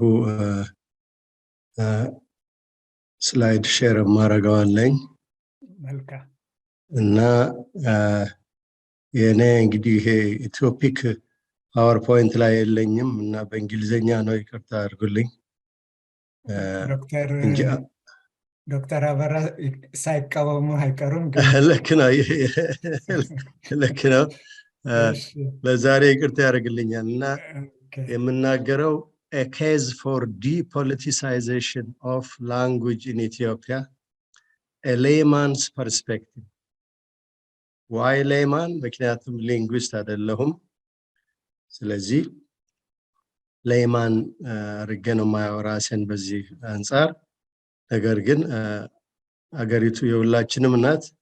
ስለዚህ ያለኝን የራሴን ፐርስፔክቲቭ ለማካፈል ነው። So this is really a personal reflection. It is not an empirically derived work.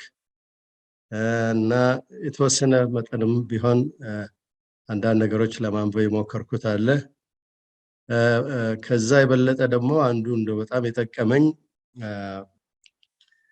በፈረንጆች አቆጣጠር ከ1990 እስከ 1992 6 ኪሎ መላለስ ነበር። ያን ጊዜ ጀነራል ፕራክቲሽነር ነበርኩኝ አርምድ ፎርስስ ጀነራል ሆስፒታል እና ከፕሮፌሰር ጥሩ ሰው ጋር የፕሮፌሰር ጥሩ ሰው የሚመራው በጣም ግሩም ሪሰርች ነበር። ወደ 6 ኪሎ አካባቢ እዛ ከሱ ጋር ኮላቦሬት አደረግ ነበረ፣ ተባበር ነበር። እዛ ሲሄድ ኢንስቲትዩት ኦፍ ላንጉጅ ስተዲስ ውስጥ የምታውቁ ከሆነ አይኤልኤስ ቢልዲንግ ስር የቢራ ቤት ነበረ እና አንድ ጠረጴዛ ዙሪያ በየጊዜው አርባር ቢሆን እንደዚህ እንገናኝ ነበር ከፕሮፌሰር እሸቱ ጮሌ፣ ባህሩ ዘውዴ፣ ፈቃደ አዘዘ፣ ሀብታም ወንድሙ ከሌሎችም ጋር እና ብዙ ሪሊ ኢንፎርማቲቭ ውይይቶች እናደርግ ነበር። በትንሽ እድሜ ቢበልጡኝም በአንዳንድ የኑሮ አጋጣሚ የኮመን ዲኖሚኔተር ስለነበሩኝ ከብዙዎቹ ጋር ብዙ ውይይት እናደርግ ነበር። ያም አንዱ ኢንፎርሜሽን ነው። ኢንትረስቲንግሊ ያቺ ቢራ ቤት ጠቅላይ ሚኒስትር ታምራት ላይኔ ደብዳቤ ጽፎ ነው ያዘጋት። ILS ህንፃ ስር ያለው። So this tells you ፕራዮሪቲያቸው እንደሆነ እነዚህ ሰዎች በኋላ እንመጣለን። ሌላው ኢምፖርታንት ዲስካሽን ያደረግነው ከፕሮፌሰር ባህሩ ዘውዴ ፈቃድ አዘዘ ስታፍ ላውንጁን ነው ወይ ነው ያልኩት? ILS የኔ ስለሆነ አውቀዋለሁ። ልክ ነው።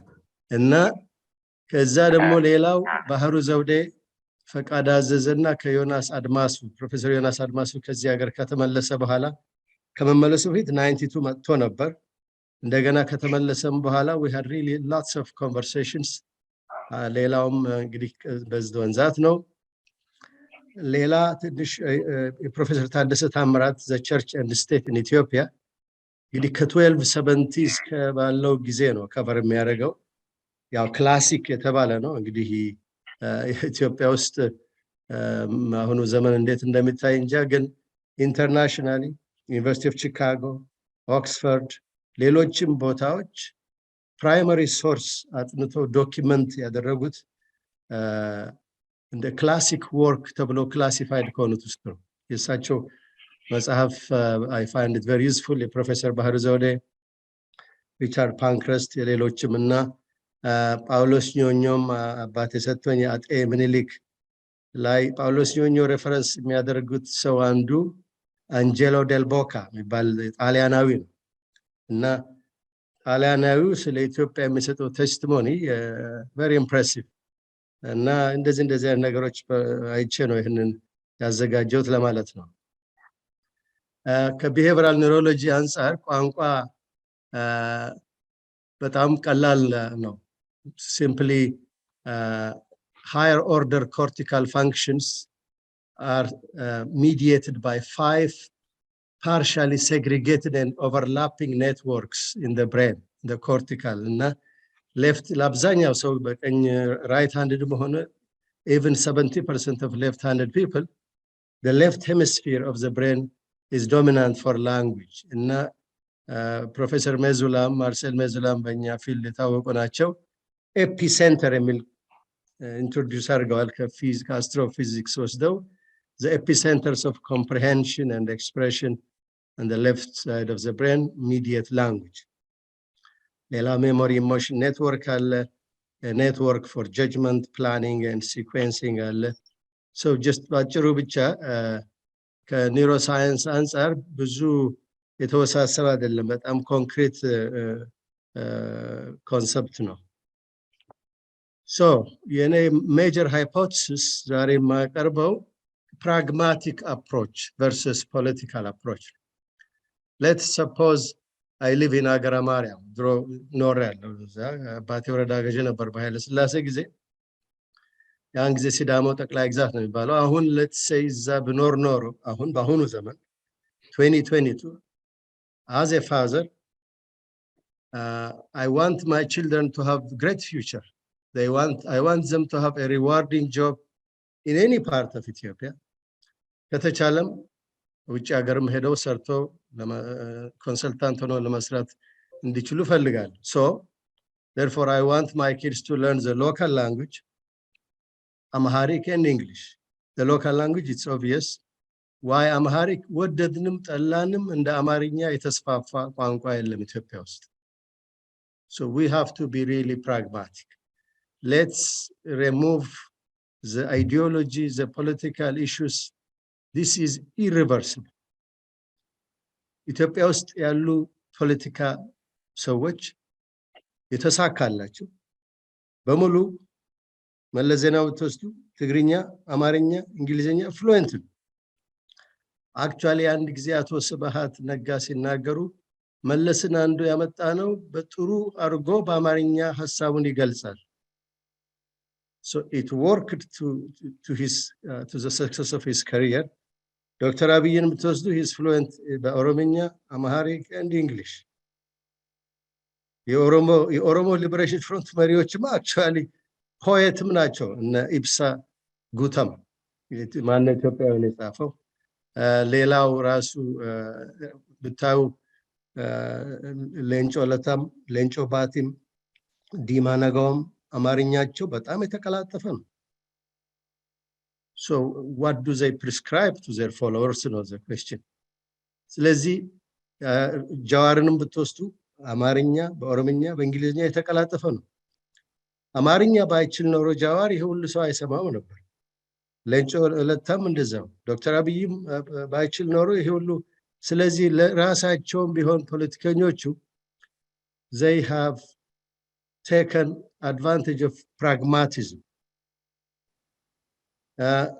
Latin alphabet is widely used on Oromia ውስጥ etc.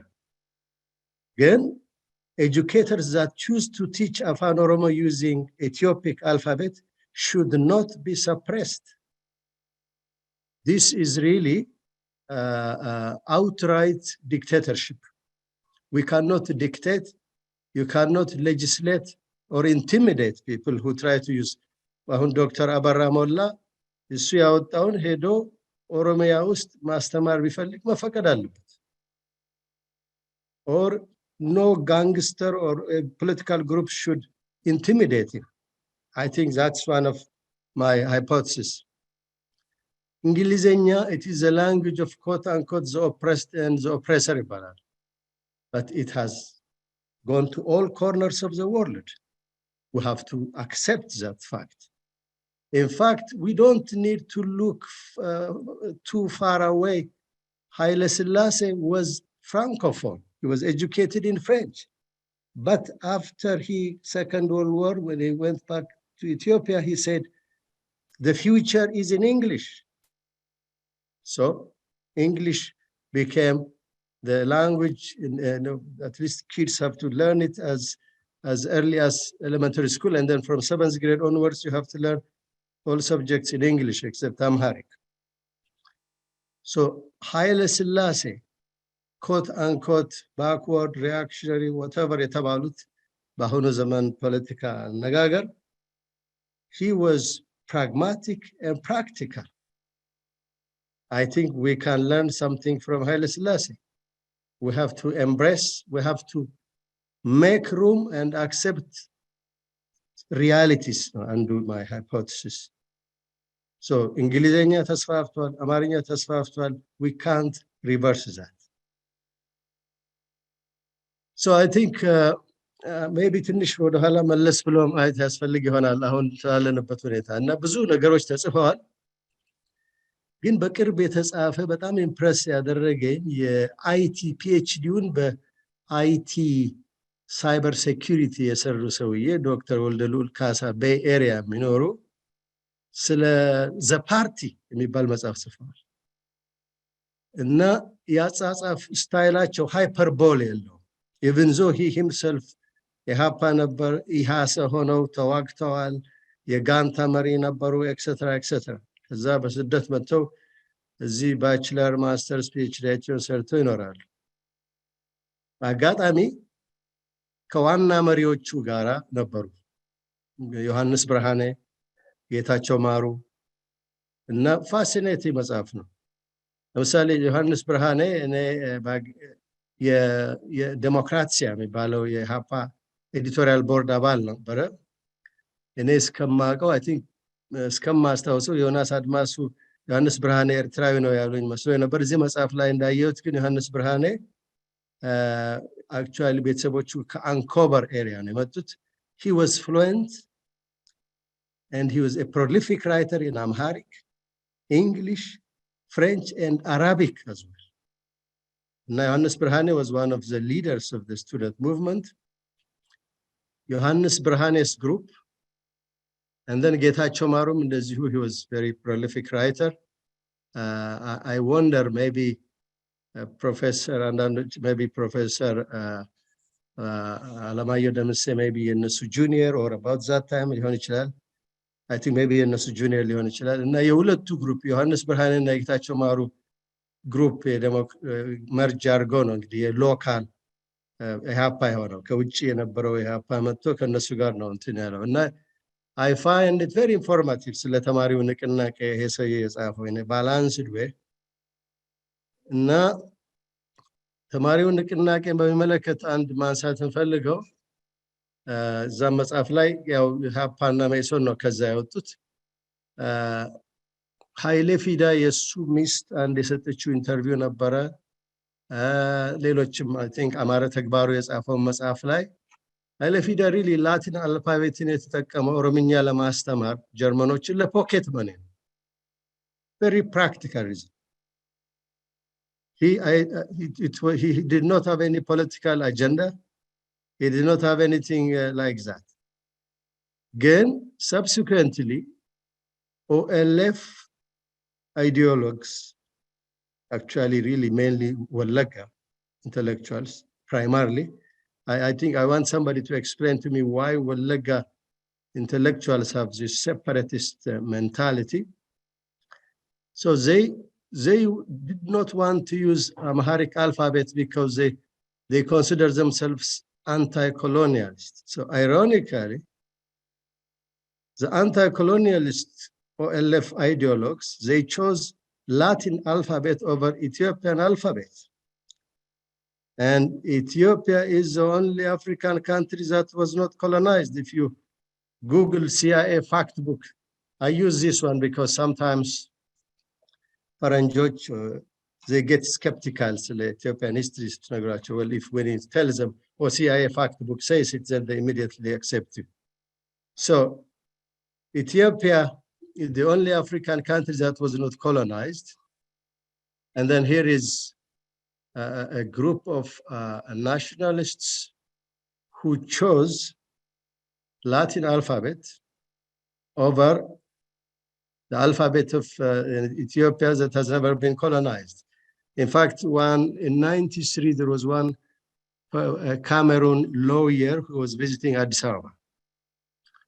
So University ባሉ ሰዎች በኩል ተዋወቅኩትና he asked me why do you guys use Latin alphabet so you have indigenous African alphabet why do you use this Latin alphabet I always remember his question I said well I'm not part of that but I asked the same question so I think the agenda of the OLF or Wallaga elite groups is to create a separatist sentiment.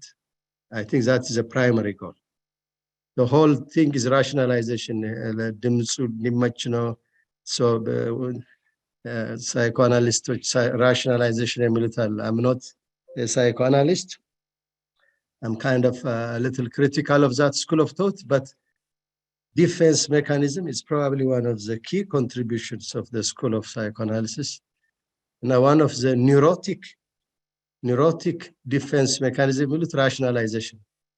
You can always come up with beautiful excuse to do something. You can't say, oh, well, this Latin, when you put them together, two of them will create this sound, that sound. So that's more of rationalization. Really, bottom line, I think this argument of using Latin alphabet, I'm not sure. So the Ethiopian student movement was internationalist, and they were against narrow nationalism and chauvinism. They never said, we are anti-Amhara or anti-Tigray, the student movement.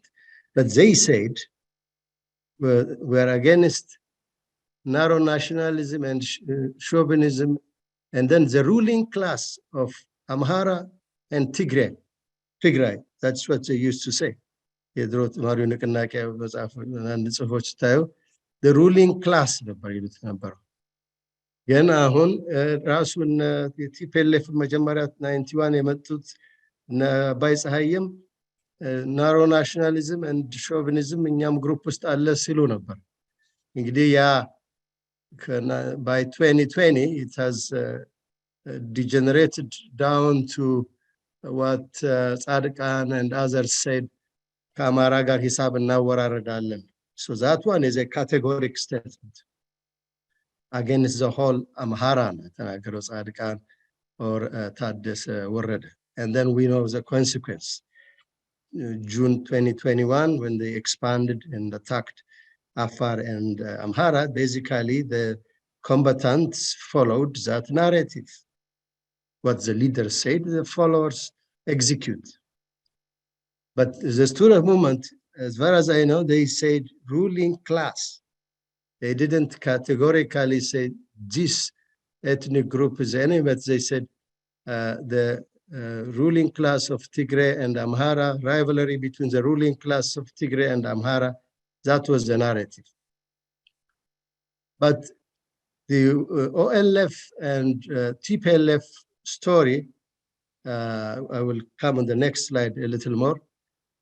One thing I remember I have read, there was some commentary, Baharuzode had put the map, the Italian map of Ethiopia, very similar to what was being discussed. So the Italian map had Tigray, Somalia, Galla, Amhara, etc. So it was really ethnic. So it's fascinating that in 91, basically, the OLF and TPLF built on that. So what happened in 91 really is the upstream event. And what we see in Walaga of deliberate targeting of civilians in 2022 is really a downstream event. In 91, I was in Ethiopia, I was in Addis Ababa. And አንድ ሰው እኔም ማቀው እንግዲህ ጀነራል ፕራክቲሽነር ነኝ ዩኒቨርሲቲ የሄድኩ ሰዎች ያገኛለሁ እኔ የማቀው ሰው በኮንስቲቱሽን ድራፍቲንግም ሆነ ራሱ ኮንስቲቱሽኑ ከተዘጋጀ በኋላ በነበረው ውይይት የተሳተፈ ሰው አላውቅም and this is just my personal observation ሌሎችም ሰዎች እንደዚሁ we were not really aware ነው የሚሉት So it was really a small group. It was really authored by TPLF and OLF. The entire document was really authored by these two groups. And then there were a few, for window dressing, there were a few people added from this group, or this ethnic group, that ethnic group. But what I remember was, Netsagay government, Ntana Hul Mikhail, Muru, Lelochim, Professor Masfinum, individual right versus group right was hotly debated. The problem was labeling was actively used by people in power. So TPLF or LF ጠበንጃ አላቸው ስልጣን አላቸው ስለዚህ አንተ ጠላት ነህ አደገኛ ነህ ትምክህተኛ ነህ ጠበንጃ ያለው ሰው እንዲህ ብሎ ከተናገረ መቼም ስብሰባ ላይ you can imagine what will come after that. ፍትሐዊ መኮንን ዶሪ I think he said very ቀለል ያለ ነገር ነው የተናገሩት but he was not tolerated. So when labeling is of course very commonly used by anyone, but when labeling is used by someone with guns, that's another story. It can really intimidate discussion. Another fascinating thing was in 91, it was an ethnic movement that really had the meeting. Multi-ethnic groups, the coalition of Ethiopian Democratic Forces, they were not invited. They were actively excluded from the London conference. So Professor Alamante, Goshu Wolde, Marsha Yosef, Iyasu Alamayo, Yamana Gabra'ab, etc. Nazi Abarra Yamanab, Nazi Hulu, who were leading the coalition of Ethiopian Democratic Forces, were completely excluded. And the formation of CODEF was, I think, in 1989. In Toronto, Professor Gabru Tarrekay, the historian, I think he was in Cornell, he chaired the meeting. So EPRP, Maison, and EDU, they formed this group called Coalition of Ethiopian Democratic Forces. They invited TPLF and EPLF, they declined. In fact, the VOA in 1989 or sometime around that, አስታውሳለሁ ኢደሃግ ኢትዮጵያ ዴሞክራሲያዊ ኃይሎች ቅንጅት ሲቋቋም ራስ መንገሻ ያሉት ኢደሃግ ማለት ኢድሃግ በትግርኛ የሃግ እጅ ማለት ነው። So this was a very strong group. So, but the group that deliberately undermined this was TPLF and EPLF. So this group, multi-ethnic group, was actively excluded from the London conference and then from the transitional government charter meeting in Addis Ababa. Actually, Abarra Yamanab gave an interview on Nahu TV. When you have this meeting this evening, when you have time, check it out. He wrote a book recently, Abarra Yamanab. So at that time, I think he was in the foreign team of CODEF. So he was the one who was corresponding with Mallas Zenawi. He said, we want to participate in the 1991 conference in Addis Ababa. Mallas Zenawi responded, no, you said you want to fight, you want to use violence, therefore you cannot say that. Abarra Yamanab said, I responded to Mallas Zenawi, we don't have this policy. It could be an individual who talked like that at a meeting, but we don't have this policy. Please let us come in and participate in the conference. Mallas Zenawi responded, no, you are warmongers. You cannot come. Obviously, as I said, he was trying to rationalize Mallas Zenawi. Actually, already they have decided not to include multi-ethnic groups. Therefore, the 1991 transitional government, the 1991 whole process subsequently to draft the constitution is really the party and get together of ethnic movements. Multi-ethnic groups were actively excluded. The voice of multi-ethnic group is not visible in the constitution or in the transitional charter that preceded it. So what was happening in the 1991 conference was, I was in Addis. Basically, everybody was competing. Every group that were leaders that were talking were competing in kind of a competition in whining and complaining. And accusation, of course, labeling. So the Amhara was the target, of course. And the main orchestra, the party was orchestrated primarily by TPLF and OLF. And of course, what was interesting was that the OLF leaders were talking as if Emperor Haile Selassie is still there, the empire. So, I mean, the empire ended in 1974. And this meeting was in 1991. So it was a very interesting time. If those of you who were in Addis, you might remember that. But Paulos Nyonyo had really nice, cute comments at that time, as always, very smart, witty remarks. I think he commented, one of the EPRDF leaders in the transitional government meeting he had a hat in the middle of really a big formal meeting.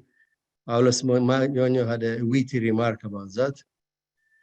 So I think we can learn a little bit from social psychology models, I think. So social psychology, as you know, is the behavior of a person in real or imagined group setting. So Elliot Sorensen and Irving Yanis and others, they really studied about diversity and cohesion.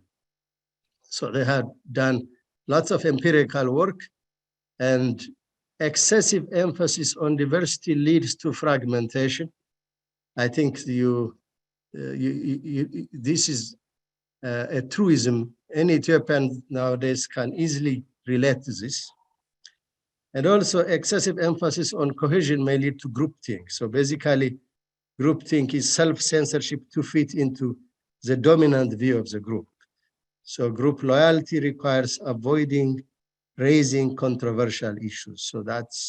So basically, you have to balance cohesion and diversity if you want to have an effective group.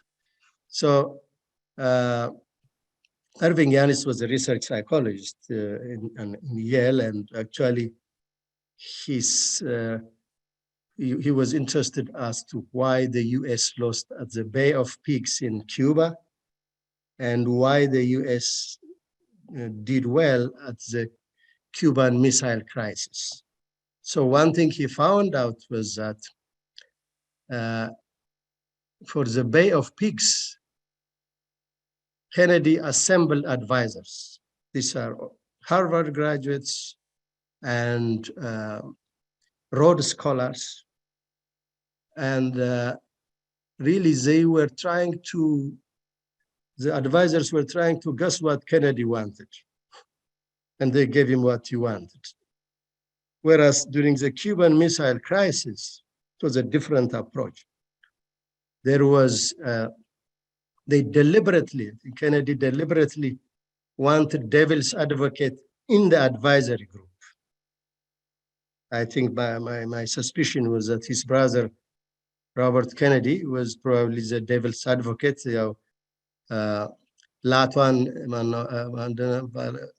ባለቤቷን የተማመነች በግ ላቷን ውጭ ታሳድራለች የሚባለው ነው እና ያው ወንድሜ ምንም አይለኝም ብሎ maybe እንደ ልቡ critical ነገር እንትን ነበር. I think they did well on the Cuban Missile Crisis. So Irving Yannis has published on this. There are many people who did some work on this. So the problem about groupthink nowadays, this, of course, in-group, out-group bias is very, it's applicable in any society. But I think in the Ethiopian setting, the ethnocentric movements in Ethiopia, TPLF or OLF, and now the more brutal OLA, they overestimate their group's power. They have illusion of invulnerability, beliefs in groups' inherent morality. So there is this, they think that they have the moral upper hand, so that whatever out group that is targeted, they try to impose their views, and they tends to be closed-minded. So this is according to a person called Rose did this work. And there is collective rationalization. There is stereotypes of outgroups, that such and such group is chauvinist or oppressor or murderer, whatever, rapist or cuts breasts of women, etc. So this is the closed-mindedness, I think, and then pressure towards uniformity. So self-censorship, this is a big problem, and then illusion of unanimity. And then pressure on dissenters. So within the group, if a person has a dissenting voice, the person could be labeled, harassed, marginalized, and pushed out, probably. And then there are also self-appointed mind guards. So these are really very common problems with groupthink, and we see it live in Ethiopia. So in conclusion, there should be a transparent and free discussion on the topic of depoliticizing language and also history in Ethiopia. As you know, in 91, the politicians, they targeted history departments. They closed it, even though one of the most productive departments in Addis Ababa University, at least from one report I have seen, history, psychiatry, and others have published in chemistry. They have published in major peer-reviewed journals, in major international proceedings. Despite that, history department was targeted, devalued. There was, every Tom, Dick, and Harry, one was saying 100 years of history, another 150 years, even though there are written documents, objective, measurable, concrete, visible evidences in northern Ethiopia, at least Ethiopia's 3,000 years history. Despite that, history was targeted. Obviously, it is for political reason. It can't be for scientific reason. Therefore, I think linguists that are published in peer-reviewed journals should lead the discussion on language in Ethiopia. Politicians should not be leading the discussion because it's a biased group. There is inherent bias by current political leaders, political group leaders, be it particularly ethnic-based movements. And there is also the problem of labeling. It's a threat to academic freedom within universities. In any university, be it in Oromia, Amhara, Afar, whichever university, if a person is labeled as enemy, colonialist, and intimidation is used, and particularly some groups, Araba Budnoch, they are used to intimidate a person, to silence a person, then we can't have really, that's a major threat for academic freedom. So the Ethiopian identity was established over thousands of years. I think, fortunately, they cannot burn all documents in various universities. The concrete and visible evidences are right there. Since 1991, language has been used as a political tool. History department was deliberately targeted by ethnocentric groups. So there is a need to depoliticization of language and history.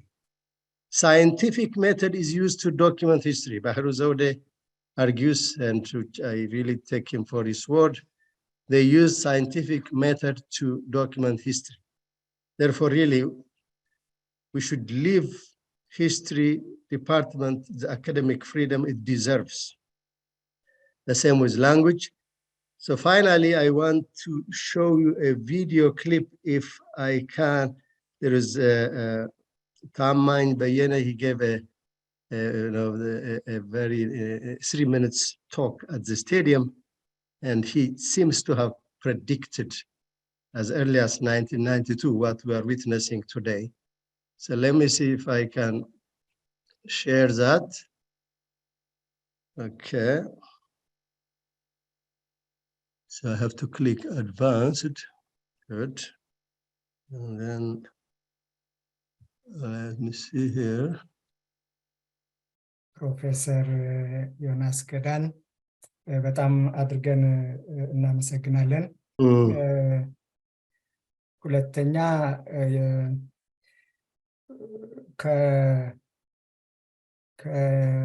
ከንግግራቸው የተማርነው ብዙ ነገሮች አሉ። ያለንበት ዘመን ከባድ ጥያቄዎችን መፍታት ያለብን ዘመን ነው። ይህንን ለማድረግ ደግሞ በጥሞና ማሰብ ያስፈልጋል። ይህንን ማድረግ የሚችለው ኢትዮጵያ ውስጥ ያለው ማህበረሰብ በዋነኛነት ቢሆንም ውጪ ያለነውም ልንደግፋቸው ልናግዛቸው ይገባል። በዚህ ሁኔታ የአካዳሚክ ፍሪደም የሌብሊንግ ችግሮች ያሉባቸው ተጽዕኖዎችን ተቋቁመው ሀሳባቸውን የሚገልጹ ኢትዮጵያውያን ምሁራኖች አሉ። እነሱን ልናበረታታቸው ልንደግፋቸው ይገባል። በተጨማሪም በውጪ ያለውን ኮሚኒቲ ጠንከር ያለ ተቋማዊ የሆነ እንቅስቃሴ ማድረግ ይኖርብናል። ዶክተር አንማው እንዳለው አሁን ጥያቄያችን የቋንቋ የፖሊሲ ጉዳዮች ብቻ ሳይሆን የሀገር የመቀጠል ያለመቀጠልና ህዝባችን እርስ በርሱ ተመካክሮ የሀገሪቱን ዕጣ ፈንታ የመወሰን አጋጣሚ ሁላ እየራቀን መሄዱን እየተመለከትን ያለንበት ዘመን ነውና ደረጀት ማለት ያስፈልጋል። በአንድ ውይይት አንቋጨውም። እንደገና ሌሎች መድረኮችን የምናዘጋጅ መሆን መቻል አለብን። ቪዲዮ ከደረሰ ደርሶኛል ሸር ላደርገው ኦኬ ከመጀመሪያ እኔም እየሞከርኩ ነው ተቀጥያችን ማለት የሰው መብቴን ሳላስደፍር የሰው መብት ሳልነካ ወንጀል አይመስለኝም በሀገሬ ብመካ አይደለም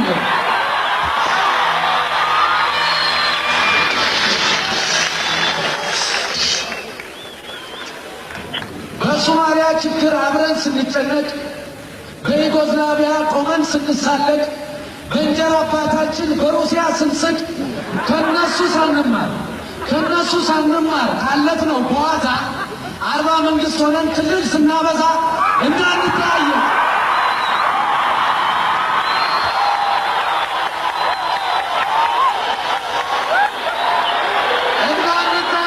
ፓስፖርትና ቪዛ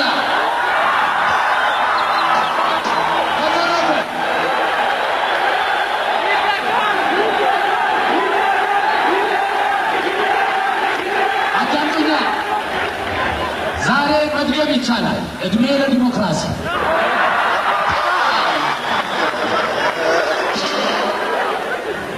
እንገባለት አይደል እንኳን እንግዲህ በሶማሊያ ችግር አብረን ስንጨነቅ በዩጎዝላቪያ ቆመን ስንሳለቅ በእንጀራ አባታችን በሩሲያ ስንስቅ ከነሱ ሳንማር ካለፍነው በኋላ 40 መንግስት ሆነን ክልል ስናበዛ እንዳንተያየን ፓስፖርትና ቪዛ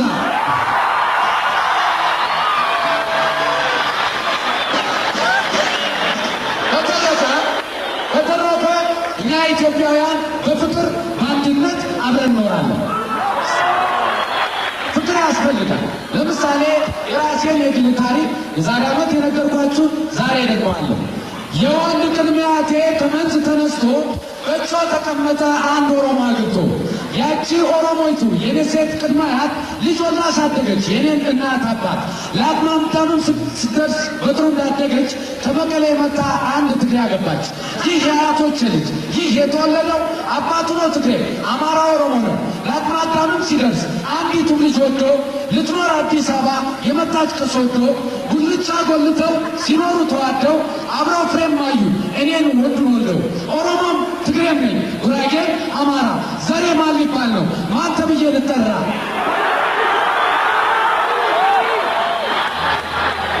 ዘሬ መልካም በጣም እናመሰግናለን ወደ ጥያቄና ከዛ በፊት ዶክተር አንማው ፕሮፌሰር ቪዲዮ ጥሩሽ አንድ ጊዜ ሸር ላድርግ What if your perception is wrong? That is my worry. Anyways, it's too late now. ወደኋላ back to square one ወስጄ እንዲህ አይደለም የፊት ፖለቲክስ ያጠፋናል ምናምን ወደሚለው ክርክር አልሄድም because it's too late. I think it's too late. ምንድነው ልናደርግ የምንችለው አሁን ኳሷ በእኛ ቁጥጥር በእርሶ ቁጥጥር ስር ናት ምንድነው ልናደርግ የምንችለው እኔ የምለው ቅንነት ነው የሚያስፈልገው የሚመስለኝ እርሶ ቅን እንዲሆኑ ብቻ ነው የምመኘው በቅንነት እንዲመሩን ብቻ ነው የምመኘው አሁን ምክንያቱም እዚህ ሀገር ሌላ መልቲ ፓርቲ ሲስተም ተቋቁሞ እንዳሉት እርሶ ገበሬ ውስጥ ገብቶ ፋይዳ ያለው ለውጥ የሚያመጣ ፓርቲ አይኖርም እርሶ እያሉ አይኖርም ምክንያቱም እንዳይኖር you make sure that it doesn't exist you have been successful so far you will be for the next 20 years I give you I'm not a fortune teller then I can see it እና አሁን ልል የምችለው እኔ እንደ ትንሽ ትል እዛ ውስጥ እንደሚንከባለል አንድ ሄልፕለስ የሆነ ክሪቸር ልል የምችለው እኔ ለዚች ሀገር ፌት በእርሶ ቁጥጥር ስር ስላለን ቅንነቱ እንዳይለየው ብቻ ነው ልል የምችለው ተስፋ ላደርግ የምችለው እኔ በግለሰብ ስለማመን ወይም ቲዮሪ የተሳሳተ ሆኖ ወይም ምናምን ወይ እሱ እንደገና ልክ እንደ እርሶ ፐርሴፕሽን በታይም የሚታይ ነው የሚሆነው እንጂ እዚህ ጋር መልስ የሚሰጡኝ ስተቴን የሚነግሩኝ አይደለም ስተቴን ሊነግሩኝ ምን እንደሚሉኝ አሁን አውቃለሁ ሳይነግሩኝ ስለዚህ አይንገሩ ምንም ነገር አይነገሩ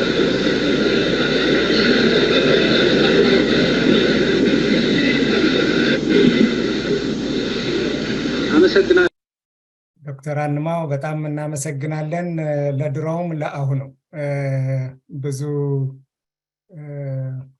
መሬት ላይ ጠብ ማይል ንግግር ነው ያደረጉት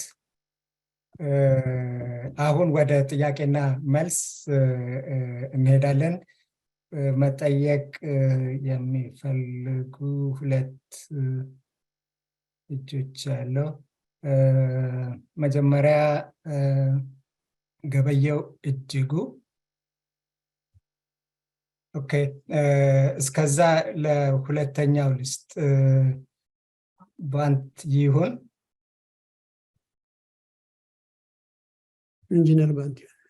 ኢንጂነር ባንቲዮን። በጣም እግዚአብሔር ይስጥልኝ። በጣም ብዙ ትምህርት ነው የተማርኩት። የዛሬው ውይይትና ሂደት በምሁራን ደረጃ ወይም በሪኮሜንዴሽን ደረጃ ምንድነው የምናቀርበው? ምንድነው እንግዲህ በአሁኑ ሰዓት ኢትዮጵያ የገጠማት ፈተና ከፍተኛ ነው፣ ከፍተኛ ዝቅጠት ነው። ያን ያህል ተማሪ አማርኛም እንግሊዘኛም መናገር የማይችል ተማሪ የኢትዮጵያ ታላቅ ሀብት ነው እና ምንድን ይሉታል the highest rate of change happens at the discontinuity or at the asymptote ይሉታል እና ውድቀቱና ችግሩ ያለንበት እዚህ ደረጃ ላይ ስላለ በዚህ ጊዜ እምርታ ለውጥ ማድረግ የምንችለው ካሉት ፈተናዎችን እንቅፋቶችን ሁሉ ተወተን እምርታ ለውጥ ለማድረግ ምን ማድረግ አለብን የሚለው ላይ ነው። ለምሳሌ አማርኛው ቋንቋ በድምፃዊ ቋንቋ ስለሆነ ብዙ አይነት እድሎች አሉት። በልዩ ልዩ ሞደርን ቴክኖሎጂስ፣ አርቲፊሻል ኢንተለጀንስ፣ ዴታ ሳይንስ፣ ናቹራል ላንጉዌጅ ፕሮሴሲንግ የሚባሉት ውስጥ ሲገባ ከማንም ካሉት ላንጉዌጆች ሁሉ የተሻለና ምጥቀት ሊያስገኝ የሚችል ነው። በዚህ ላይ የአፍሪካና የጥቁሮች ቋንቋ ፊደሉ ራሱ ከፍተኛ እድል ስላለው ከፍተኛ ተስፋና በአጭር ጊዜ ውስጥ ብዙ ተከታዮችና አቃፊዎች ሊኖሩት ይችላሉ። ይሄንን ከፍተኛ እድልና ተስፋ ምክንያት አድርገን ለህዝቡ፣ ለተማሪው፣ ለፖለቲሻኖች የምናስተምርበት መንገድ ቢፈጠር እምርታ ሂደት ልናስኬድ ስለምንችል ችግሮቹን ብቻ ላይ ሳናተኩር ችግሮቹን መማሪያ አድርገን እንቅፋቶቹን መማሪያ አድርገን ወደፊት እንዴት መስፈንጠር እንችላለን የሚለው ጥያቄ። አመሰግናለሁ። አመሰግናለሁ። አንድ ሁለት ሶስት አካባቢ እንውሰድና ከዛ ወደ ፓናል ውስጥ እንመለሳለን። ገበየሁ እጅጉ ገበየሁ እንትን ብሏል፣ ሐሳቡን ቀይሯል። እጁን ስላላወረደ ነው። ኦኬ፣ አናግሬዋለሁ። ቀጥሎ አየለ አባተ።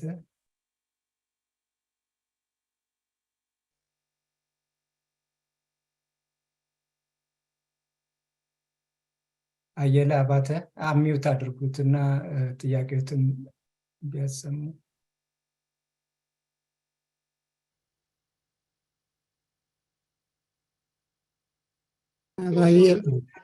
ኦኬ፣ ቀጥሎ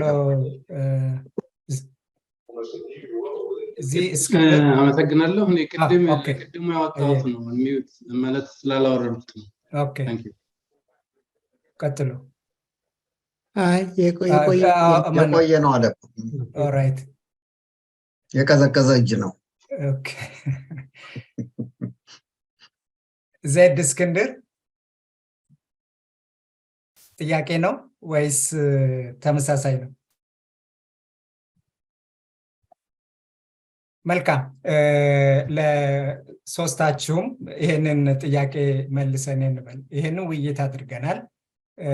ከዚህ በኋላ ወደ መፍትሄው በምን መልኩ ብንሄድ ይሻላል የሚል ጭብጥ ያለው ጥያቄ ነው። እስቲ ከማን ልጀምር?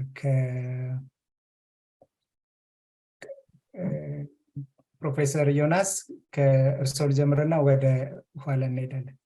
ኦኬ፣ ቅድም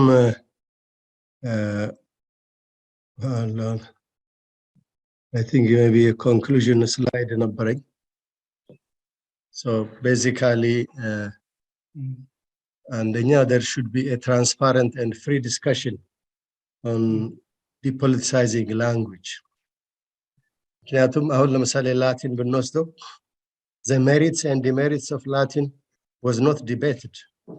It's always assumed Latin is the only way for Romania language, and if there has never been a dissenting voice, therefore there should be open debates about these issues, and these discussions should be led by at least the voice of think tanks, linguists and other experts.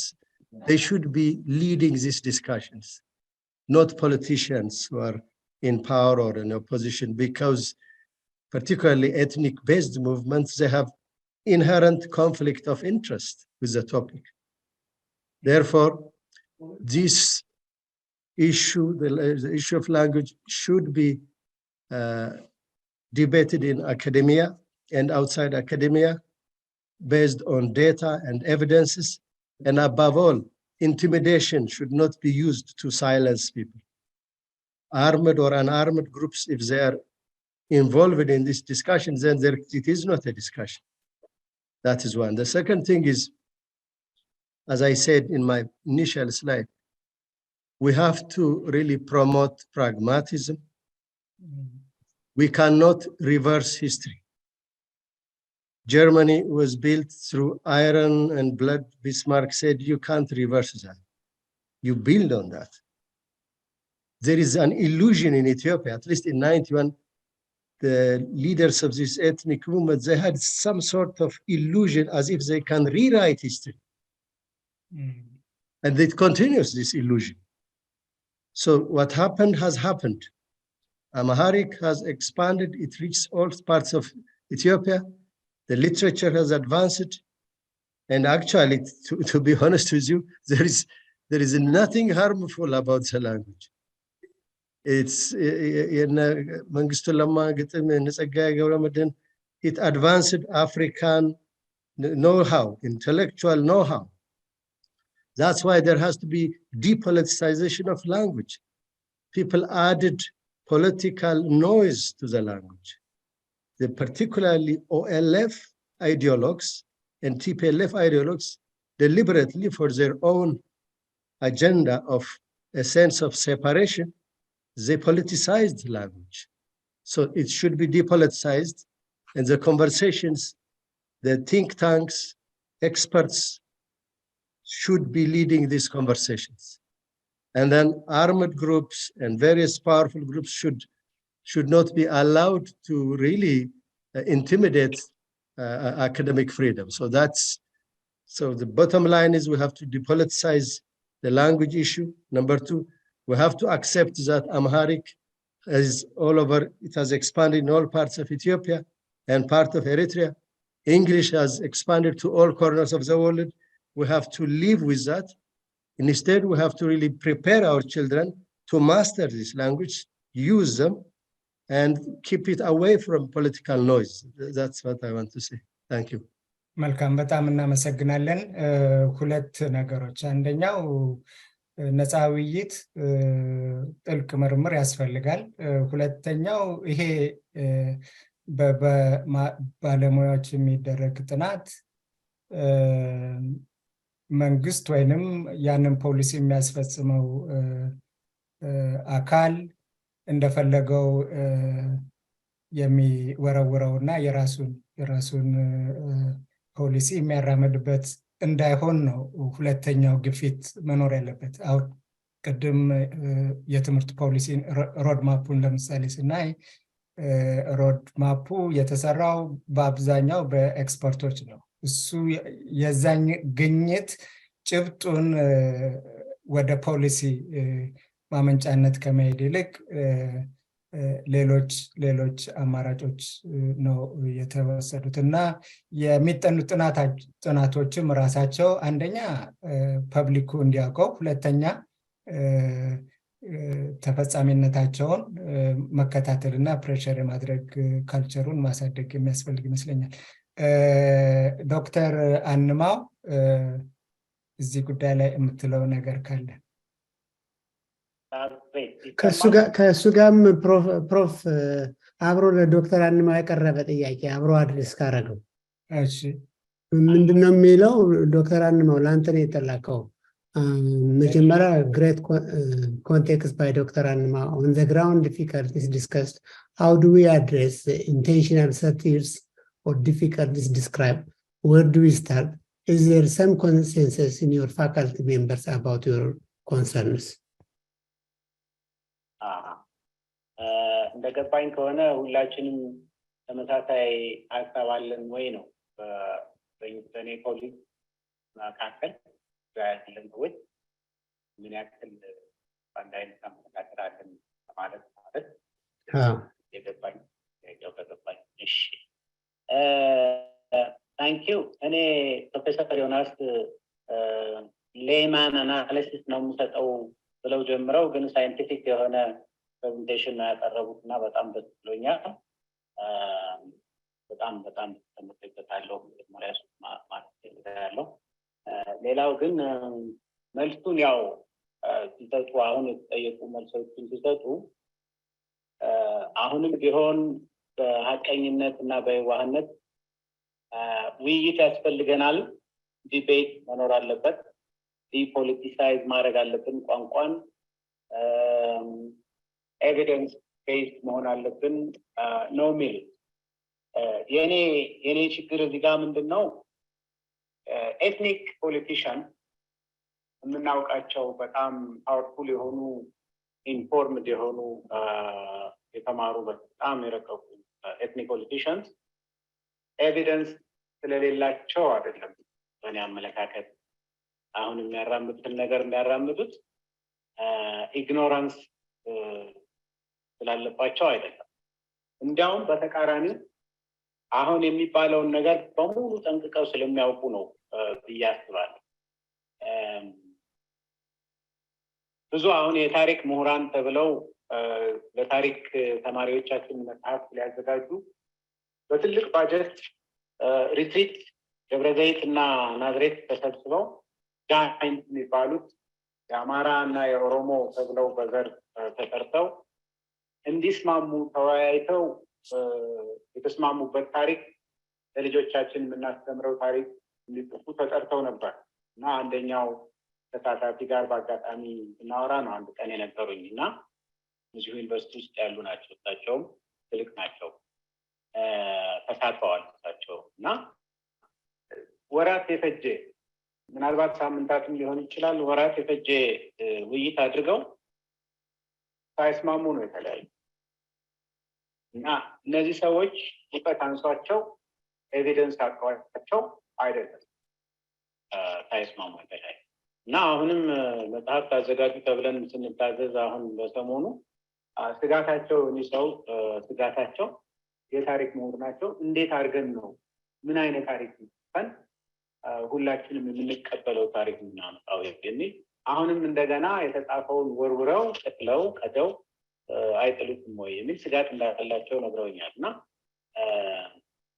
ቶፕ ያሉ ሰዎች ብዙ ኤቪደንስ ያላቸውና ኤቪደንሱን ጠንቅቀው የሚያውቁ ሰዎች ግን ያ ኤቪደንስ የሚጎዳቸው ሰዎች ናቸው ይሄንን ሁኔታ የሚያራምዱ እና እኔ በዋህነት ስናየው በእውቀት ላይ የተመሰረተ ኤቪደንስ ላይ የተመሰረተ ነገር ነፃ ያወጣናል የሚለውን ብቀበለውም ሳይንቲፊካሊ እኛ ሀገር እየሆነ ያለው ግን ኤቪደንስ ያላቸው ሰዎች ኤግዛክትሊ ያንን ኤቪደንስ ዲስትሮይ እያደረጉ ሌላ ዲሽስ የሆነ ነገር እየጻፉ ሌላ ትርክ እየሰሩ ለልጆቻቸው ለያንግ ጀነሬሽን እየሰጡ ነው አሁንም የሆነውን ነገር እያደረጉ ያለ እና እንዲያው እንደ ምሁራን ሳይንቲፊክ የሆነ ነገር ሎጂካል የሆነ ነገር እንስ ብለን ካልሆነ በስተቀር እንደምንለው በውይይት በዲቤት ይለወጣል ብዬ እንዳላስብ ያደረገኝ እሱ ነው። እኔ ግን አፒል ሳደርግ ለፖፕለሱ በጠቅላላ ለትግሬውና ለኦሮሞ ኢትዮጵያዊ ነኝ ብሎ ለሚያምነው በቃ ዴስፐሬት የሆነ ጥሪ ሳደርግ ኢን ስፓይት ኦፍ ዲስ ምሁሮቻቸው ከሚነግሯቸው ውጪ አይዲዮሎጎቻቸው ከሚነግሯቸው ውጪ ሀገራቸው እንዳይፈርስ ምናልባት ኢሞሽናል አፒል ነው ያቀረቡ እንጂ እውቀትማ ያላቸው ሰዎች ያውቃሉ አድቫንቴጅ ዲስአድቫንቴጅ የትኛውን ብናረግ ሀገር የተሻለ ሊሄድ እንደሚችል ጠንቅቀው ነው የሚያውቁ እና ኤግዛክትሊ ያንን ነው ለማጥፋት እየሞከሩ ያሉት ብዬ ማስብ። ስለዚህ እኔ እሱ ላይ ትንሽ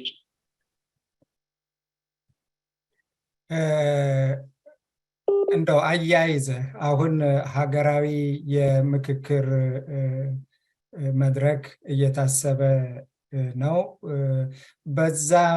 በዛ መድረክ ላይ ይሄን ጉዳይ አንስቶ ስራዬ ብሎ የቋንቋን ጉዳይ መልስ ሊያገኝ የሚችል ይመስልሃል ወይ? አሁን ቅድም አልከው የምሁራን ስብስቡ የሚያቀርቡት ምክረ ሀሳብ ተቀባይነት ባይኖረው ሁለተኛው አካሄድ አማራጭ አሁን ናሽናል ዳያሎጉ ፍሬም ውስጥ ይሄ ጉዳይ ሲሪየስሊ ተነስቶ መልክ ሊይዝ ይችላል ወይ? አዎ ተቋርጠህ ነበረ።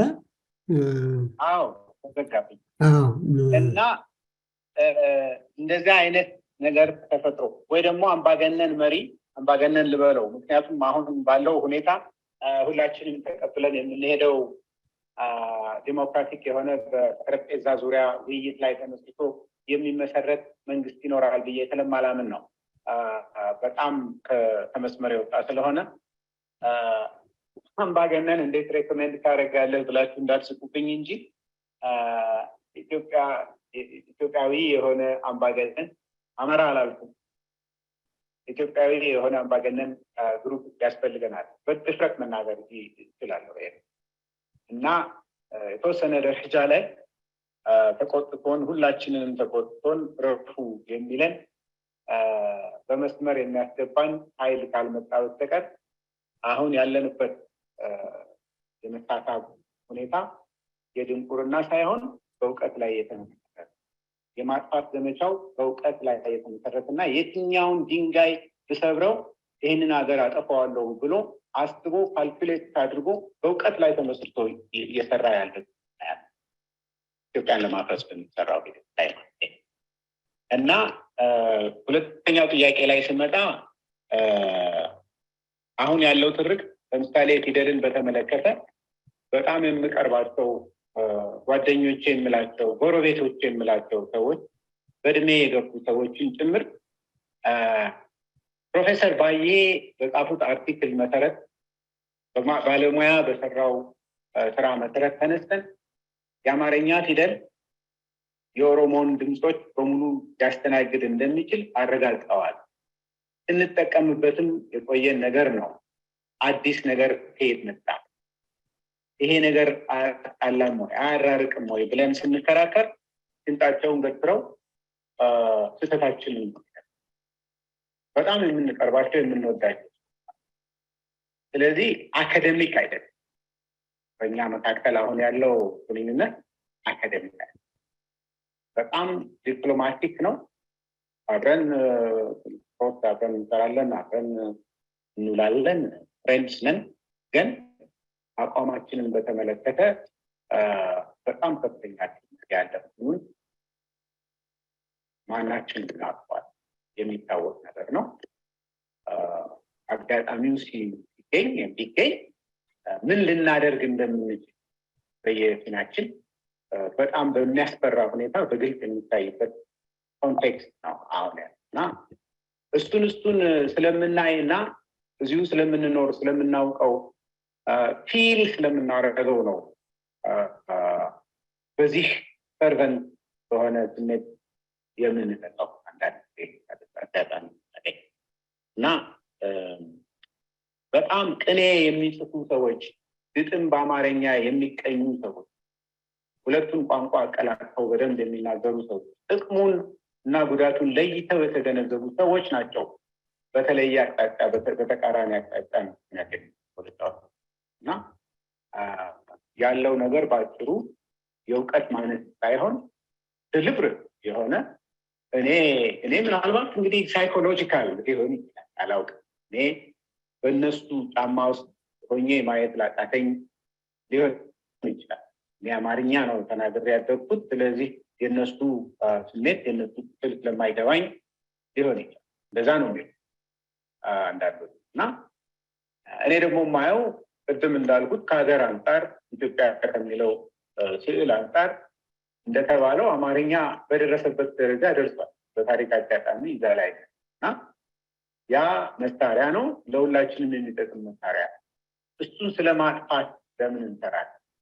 ያገናኘናል፣ ያስተሳስረናል እንጂ እንደተባለው ያሉን ፖለቲከኞች በሙሉ በአማርኛ ችሎታቸው ምክንያት ነው ያደረጉትን ይላል የመሩት አብይም ሌሎች ፓርላማው በአማርኛ ነው ዛሬ አሁን I cannot imagine ያ ሁሉ ብሔረሰብ ተወክሎ በራሴ ቋንቋ እየተተረጎመልኝ ነው የምሰማው ብሎ ሄድፎን ማየት ቢጀምር ምን ሊሆን እንደሚችል መገመት አሁን በ80 ምናምን 5 ብለው በተቀበሏቸው ቋንቋዎች እንኳን ልንሰራ የምንችልበት አቅም የለም እና የቸገረኝ ፕሮፌሰር ዮናስ በእውቀት ማነስ ምክንያት የመጣ ስለማይመስለኝ ይበቃኛል።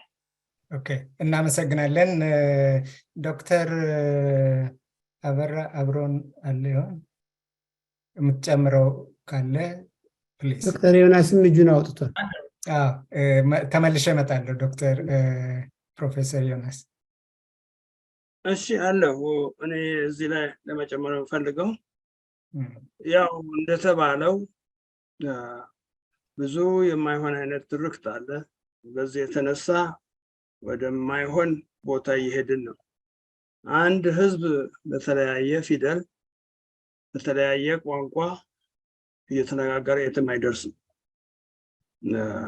አንድ ያረገንን አማርኛ ይዘን ወደፊት ብንቀጥል አስፈላጊ ነው የተባለ ስህተት ካለ ጥቅም አለው የተባለ ነገር መጨመር እንችላለን። እዚህ ላይ እኔ የተኮርኩት ሳይንሱ ላይ ነው። አልነካሁትም። የኢትዮጵያ ኦርቶዶክስ ቤተክርስቲያን ያቆየችውን ፊደላችንን አልነካሁትም። በሃይማኖት መጽሐፈ ሄኖክ እንዳሉ አልነካሁትም። ሌሎቹ ከኛ ሃይማኖት አውጥተው እኛ ዘር ማንዘራችን ወደኋላ ስንት ሺህ ዘመን ተመልሰን የምንጽፈውን ታሪካችንን የሚነካውን ጉዳይ በሳይንሱ በኩል ግን ፊደላችን ጥሩ ነው። ሌላውንም እንዳልኩት ትክክለኛነቱ ሌላ ፊደሉ ድምፃዊ ሆኖ አንዳንዴ አማርኛውና ላቲን ግዕዙና ላቲኑን ማወዳደር ይፈልጋሉ። ይሄ አይሆንም። ፈረንጆች የማይሆን ነገር አፕልስ ኤንድ ኦሬንጅስ እንደሚሉት ነው እና የግዕዙ ፊደል ቅድም እንዳልኳችሁ የግዕዙ ፊደል ውስጥ የእንግሊዝኛው ፊደል አለ። የእንግሊዝኛውን ሳድስ ፊደል ወስደን ኦሮሞዎች በሚፈልጉት አይነት መጻፍ ይቻላል። የእንግሊዝኛ ፊደል ማጥበቂያ የለውም፣ አማርኛ ማጥበቂያ የለውም ተብሎ ምክንያት አይሆንም። አማርኛ ማጥበቂያ ምልክት አለው። ከ16990 ዓመተ ምህረት በፊት የተጻፈ የአማርኛና የላቲን ዲክሽነሪ አለና አለ የሚለየው አንድ ነጥብ በማስቀመጥ ነው። በሌላ በኩል እንግሊዝኛ እንዳልኳችሁ ዲዲን እየደገመ ደህና ጠበቅኩ ነው የሚለው። በኦሮሞ አይነት ቫውሉን በመድገም ማጥበቅ ነው ማላላት ነው የሚባል አይነት እንትን አለ፣ ክርክር አለ። ለምሳሌ መ ኤምኤ ነው፣ ማ ኤምኤኤ ነው። ግን ኤኤ ማላለያ ነው።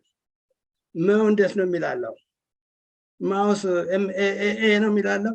ስለዚህ ኦሮምኛ ልክ እንደ ሌሎቹ ቋንቋዎቻችን የተለያዩ ዋይ ለምንላቸው ቫው ለምንላቸው አለው።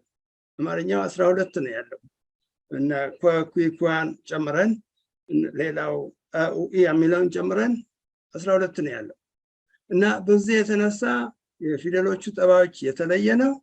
የፊደሎቹ አሰራር ትክክለኛው የግዕዙ ነው እና የሳድሱን ብቻ ወስደው በእንግሊዝኛ መጠቀም ይችል ነበር።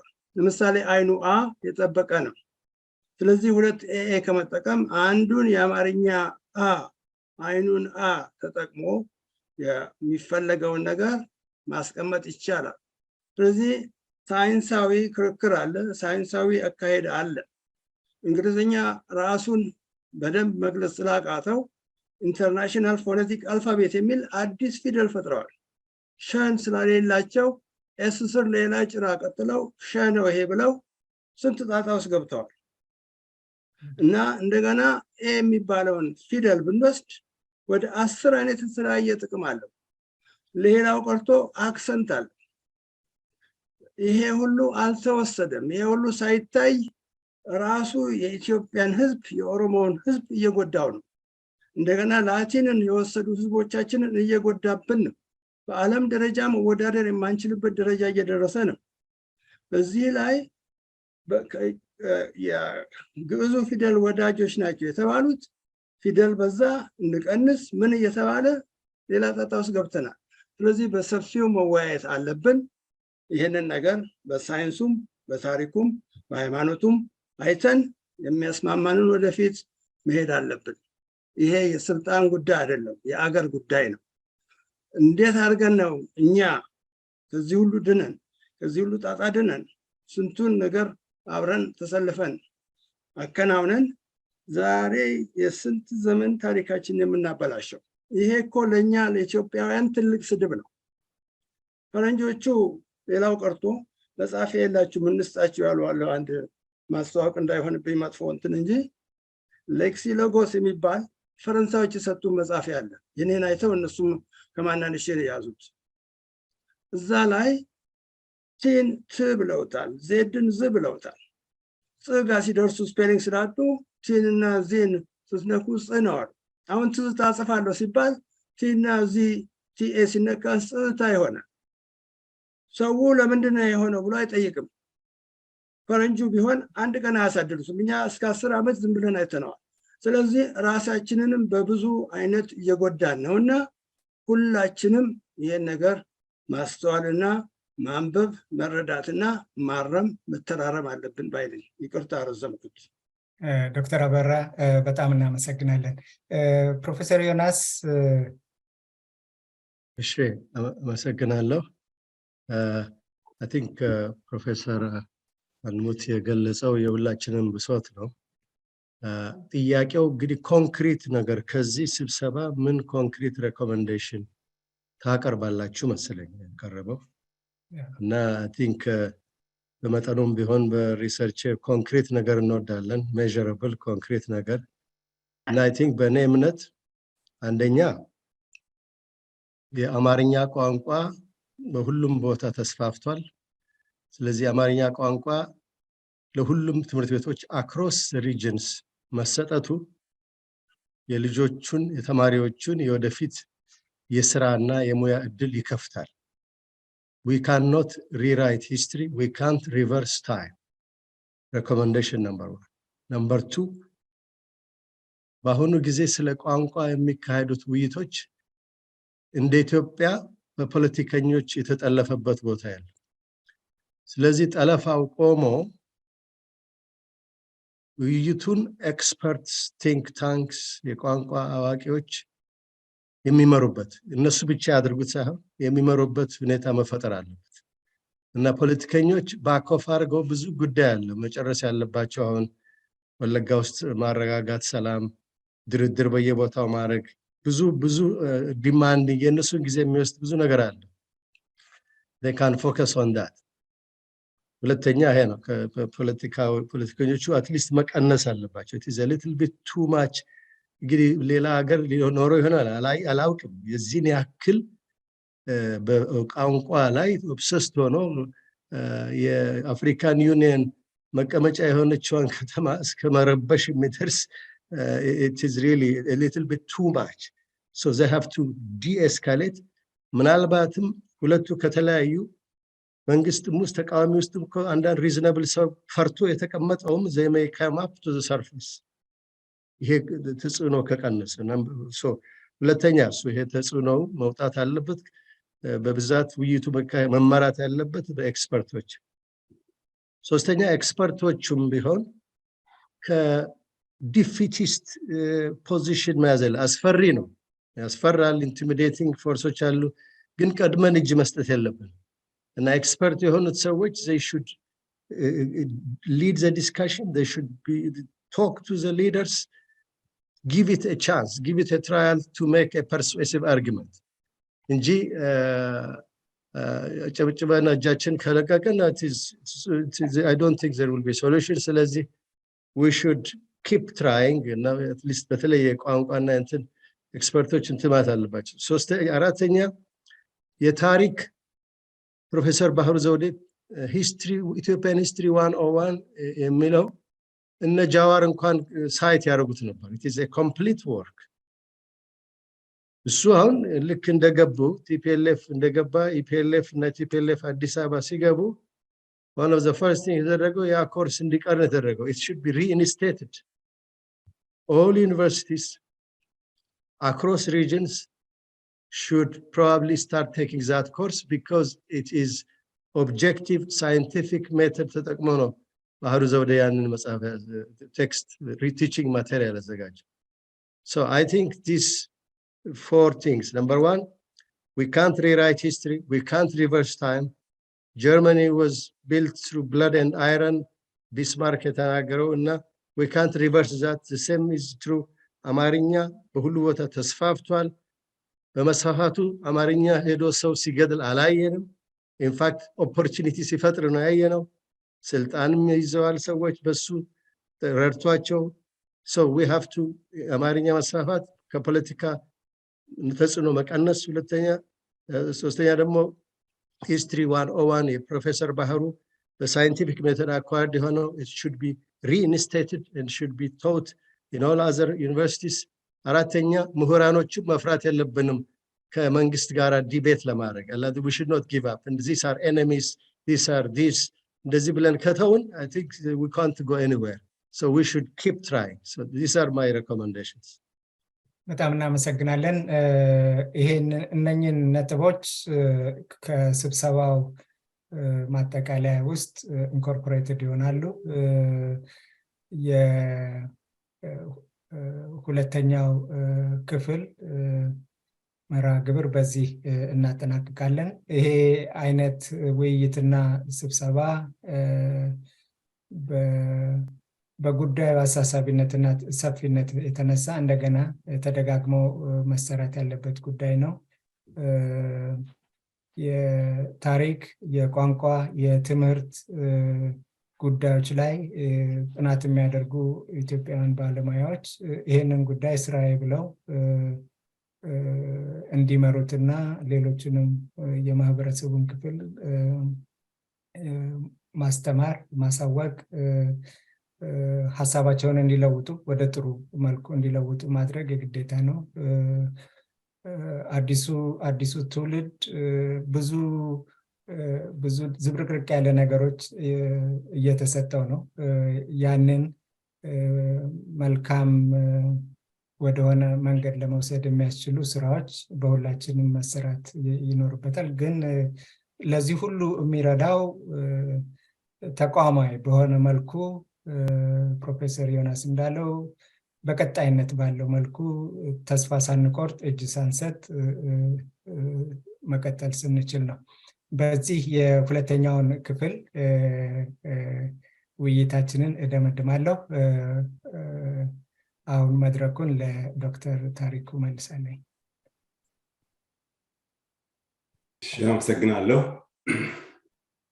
ይሰማል አይደል ይሰማል መቼም ሁሉም ነገር መነሻና መድረሻ አለው እዚህ ላይ ዶክተር አበራ የሚያቀርቧት አንድ ተረት አለች እሷን ላስገባት ጭራሮ እንጨት ተለቅሞ ካልታሰረ ተመልሶ ተበታትኖ ይቀራል ይላሉ እሳቸው እንግዲህ ፊደል እየለቀሙ ግዕዝ ኤዲቲንግ ሶፍትዌር ባገልግል አስረው እንደሰጡ ማለት ነው ጽሁፍ አቅራቢዎችና አወያይ ሊቀመናብርት ፕሮፌሰር አቡና ፕሮፌሰር ደምሴ በስነ ስርዓት ስላቀናበሩልን ምስጋና ይገባቸዋል እንደውም ከዛም አልፎ የኔንም ስራ አቅለውልኝ ማጠቃለያውን በየጊዜው በሚገባ ይሰጡ ስለሄዱ እኔ መድገም አያስፈልገኝም መንዛዛት ይሆናል አንዳንድ አረፍተ ነገር ከያንዳንዱ ማቅረብ ሞክራለሁኝ መነሻችን የሀገር ተግባቦት በኢትዮጵያዊ ቋንቋ መነጋገር መወያየት መተባበር ነው ብለን ጀምረናል። መነሻ ጥያቄያችን ተመለሰ ወይ ለሚለው እስቲ ምን እንዳሉ ጽሁፍ ያቀረቡ ጥናት ያቀረቡ ሐሳብ ያቀረቡትን ባንድ አላረፍት ንገረው ባጭሩ ልክሾ ብዬ ነው። ፕሮፌሰር ኃይሌ ፖለቲከኛ ስለ ነገው ምርጫ ያስባል፣ ብልህ መሪ ግን ስለ ነገው ትውልድ ያጤናል ብለው ብዙ ነገር አጠቃለውልናል። ትልቅ አባባል ነው። አማርኛ ከተለያዩ የኢትዮጵያ ብሔረሰቦች የተቀመረ በትርጉምም የኢትዮጵያዊነት ሞክሼ ወይንም ሁለተኛ መጠሪያ ገጽ ነውና ነው እንጂ በተዛባ ትርክት እንደሚነገረው ከአንድ የተለየ ብሔረሰብ ጋር የተቆራኘ ቋንቋ አይደለም ብለውናል። ከዛም በአጠቃላያቸው በውጭ ያለነው ምሁራን ተደራጅተን አቋም ብንወስድና መንግስት እንደፈለገው ካለ ምክንያት ከመወሰን እንዲገደብ ማድረግ ይችላለን ጉልበታለን ብለውናል። ከዛ ዶክተር አዳነ ባቀረቡት ሙያዊ ጽሁፍ የትምህርት ጥራት ማሻሻያ ሞዴሎች አሉ፣ ፍሬ ነገሩ ግን ግልጸኝነት፣ ተጠያቂነት፣ የራዕይ መኖር አለመኖር ነው። አካባቢም ወሳኝ ነው፣ ማለትም ፖለቲካው ተጽዕኖ አለው። የኛ ግን በታሪክም ችግር አለበት። የተማሪው እንቅስቃሴ ታሪኩን አያውቅም ነበርና በአድ ፍልስፍናን ለጥፎ ተላለቀ። እስካሁንም የተዛባው ትርክት የዘውግ ፖለቲካ ውስጥ ጨምሮናል፣ ካለፈው አልተማርንም ብለውናል። ዶክተር አበራ ስለ ግዕዝ ፊደል የረዥም ጊዜ ታሪክና ብዙ ሌሎች ቋንቋዎች የሚጠቀሙበት እንደነበር ከዘረዘሩ በኋላ ለዘመኑም ሆነ ዘመን ተሻጋሪ የቴክኖሎጂ ብቃት እንዳለው በፓተንቶቻቸው አሳይተውናል። ከ40 ዓመት በፊት የራሳችንን የሀገራችን ግዕዝ ወደ ኮምፒውተር መከተል ጀምረው ይሄው ለግዕዝ ኤዲት አብቅተውናል። ብዙ መጽሐፍትን መተርጎም ጀምረዋል። 84 የኢትዮጵያ ቋንቋዎችን መጻፍ እንችላለን። ሲጻፍም እንደ እንግሊዝኛው የሚያሻማ ስፔሊንግ ችግር ስለሌለው ቋንቋችን የዳበረ ነው ማለት ይቻላል። ቴክኖሎጂውን ደርሰንበታል ብለውናል። ዶክተር አንማው አሁንም እንደድሮው ምክንያታዊ የሆነ ምክራቸውንና ሂሳቸውን አቅርበዋል። ለምሳሌ አሁን በሀገራችን 2 ተማሪዎች ቢኖሩኝ አንዱ ሱዳናዊ ሌላው ኦሮሞ ቢሆኑ ከኢትዮጵያዊ ጋር መነጋገሪያ የለኝም፣ እሱም የክልሉን እኔም የክልሌን ብቻ ስለምናገር፣ ሱዳናዊ ግን በእንግሊዝኛ መነጋገር ይችላለሁ ብለው አጠቃለውታል። ቋንቋን መቻል ያሳድጋል። ጉራጌውና ወላይታው በአማርኛ ሊወያዩ ይችላሉ፣ ሁለቱንም ቋንቋዎች ብንችላቸው ጥሩ ነው ብለዋል። እሳቸውም በፊናቸው ትግርኛ ሆን ብለው ፈልገው ተምረዋል ሀገራቸውን ለማወቅ። ለዶክተር አንማው አንድ ግጥም አለ። የጥቁር በሬ ስባቱ ከሻኛው ነው ወይ ከጅራቱ፣ እኔማ ባየው ተቸው ከጅራትማ እንደሌለው ዶክተር አንማው ተነበዩ ብለዋል። መለስን በሚመለከት ፕሮፌሰር ዮናስ ቋንቋን ከፖለቲካ ማውጣት ይገባል ብለው ልጆቼ በኢትዮጵያ ክልልም ሆነ በውጭም በፈለጉት እንዲሰሩና እንዲኖሩ ፈልጋለሁ። አማርኛን ለሀገራችን፣ እንግሊዝኛ ለውጭው እንዲሆን እመኛለሁ ብለዋል። ከዛም በማጠቃለያ ፖለቲካና ቋንቋ ይለያዩ፣ ቋንቋውን ለምሁራን ፖለቲከኞች ደግሞ ሰላምን በማስፈንና በሌሎች ጉዳዮች ይጠመዱ እንጂ ቋንቋ ውስጥ ባይገቡ ጥሩ ነው ብለዋል። እኛም ራሳችን ኢትዮጵያውያን በሙሉ ሳንሸማቀቅ ያለንን በተለይ ምሁራን መግለጽ ይገባናል ብለው አጠቃለውልናል። ከዚህ ሌላ ብዙም የለኝም። እንግዲህ ጥያቄዎች ተመልሰው ይመስለናል። ለወደፊት ሌሎች እንደዚህ ያሉ ሰፋ ያሉ በረጅም ጊዜ እቅድ የሚወጡ ውይይቶች ይኖራሉ ብዬ ገምታለሁኝ።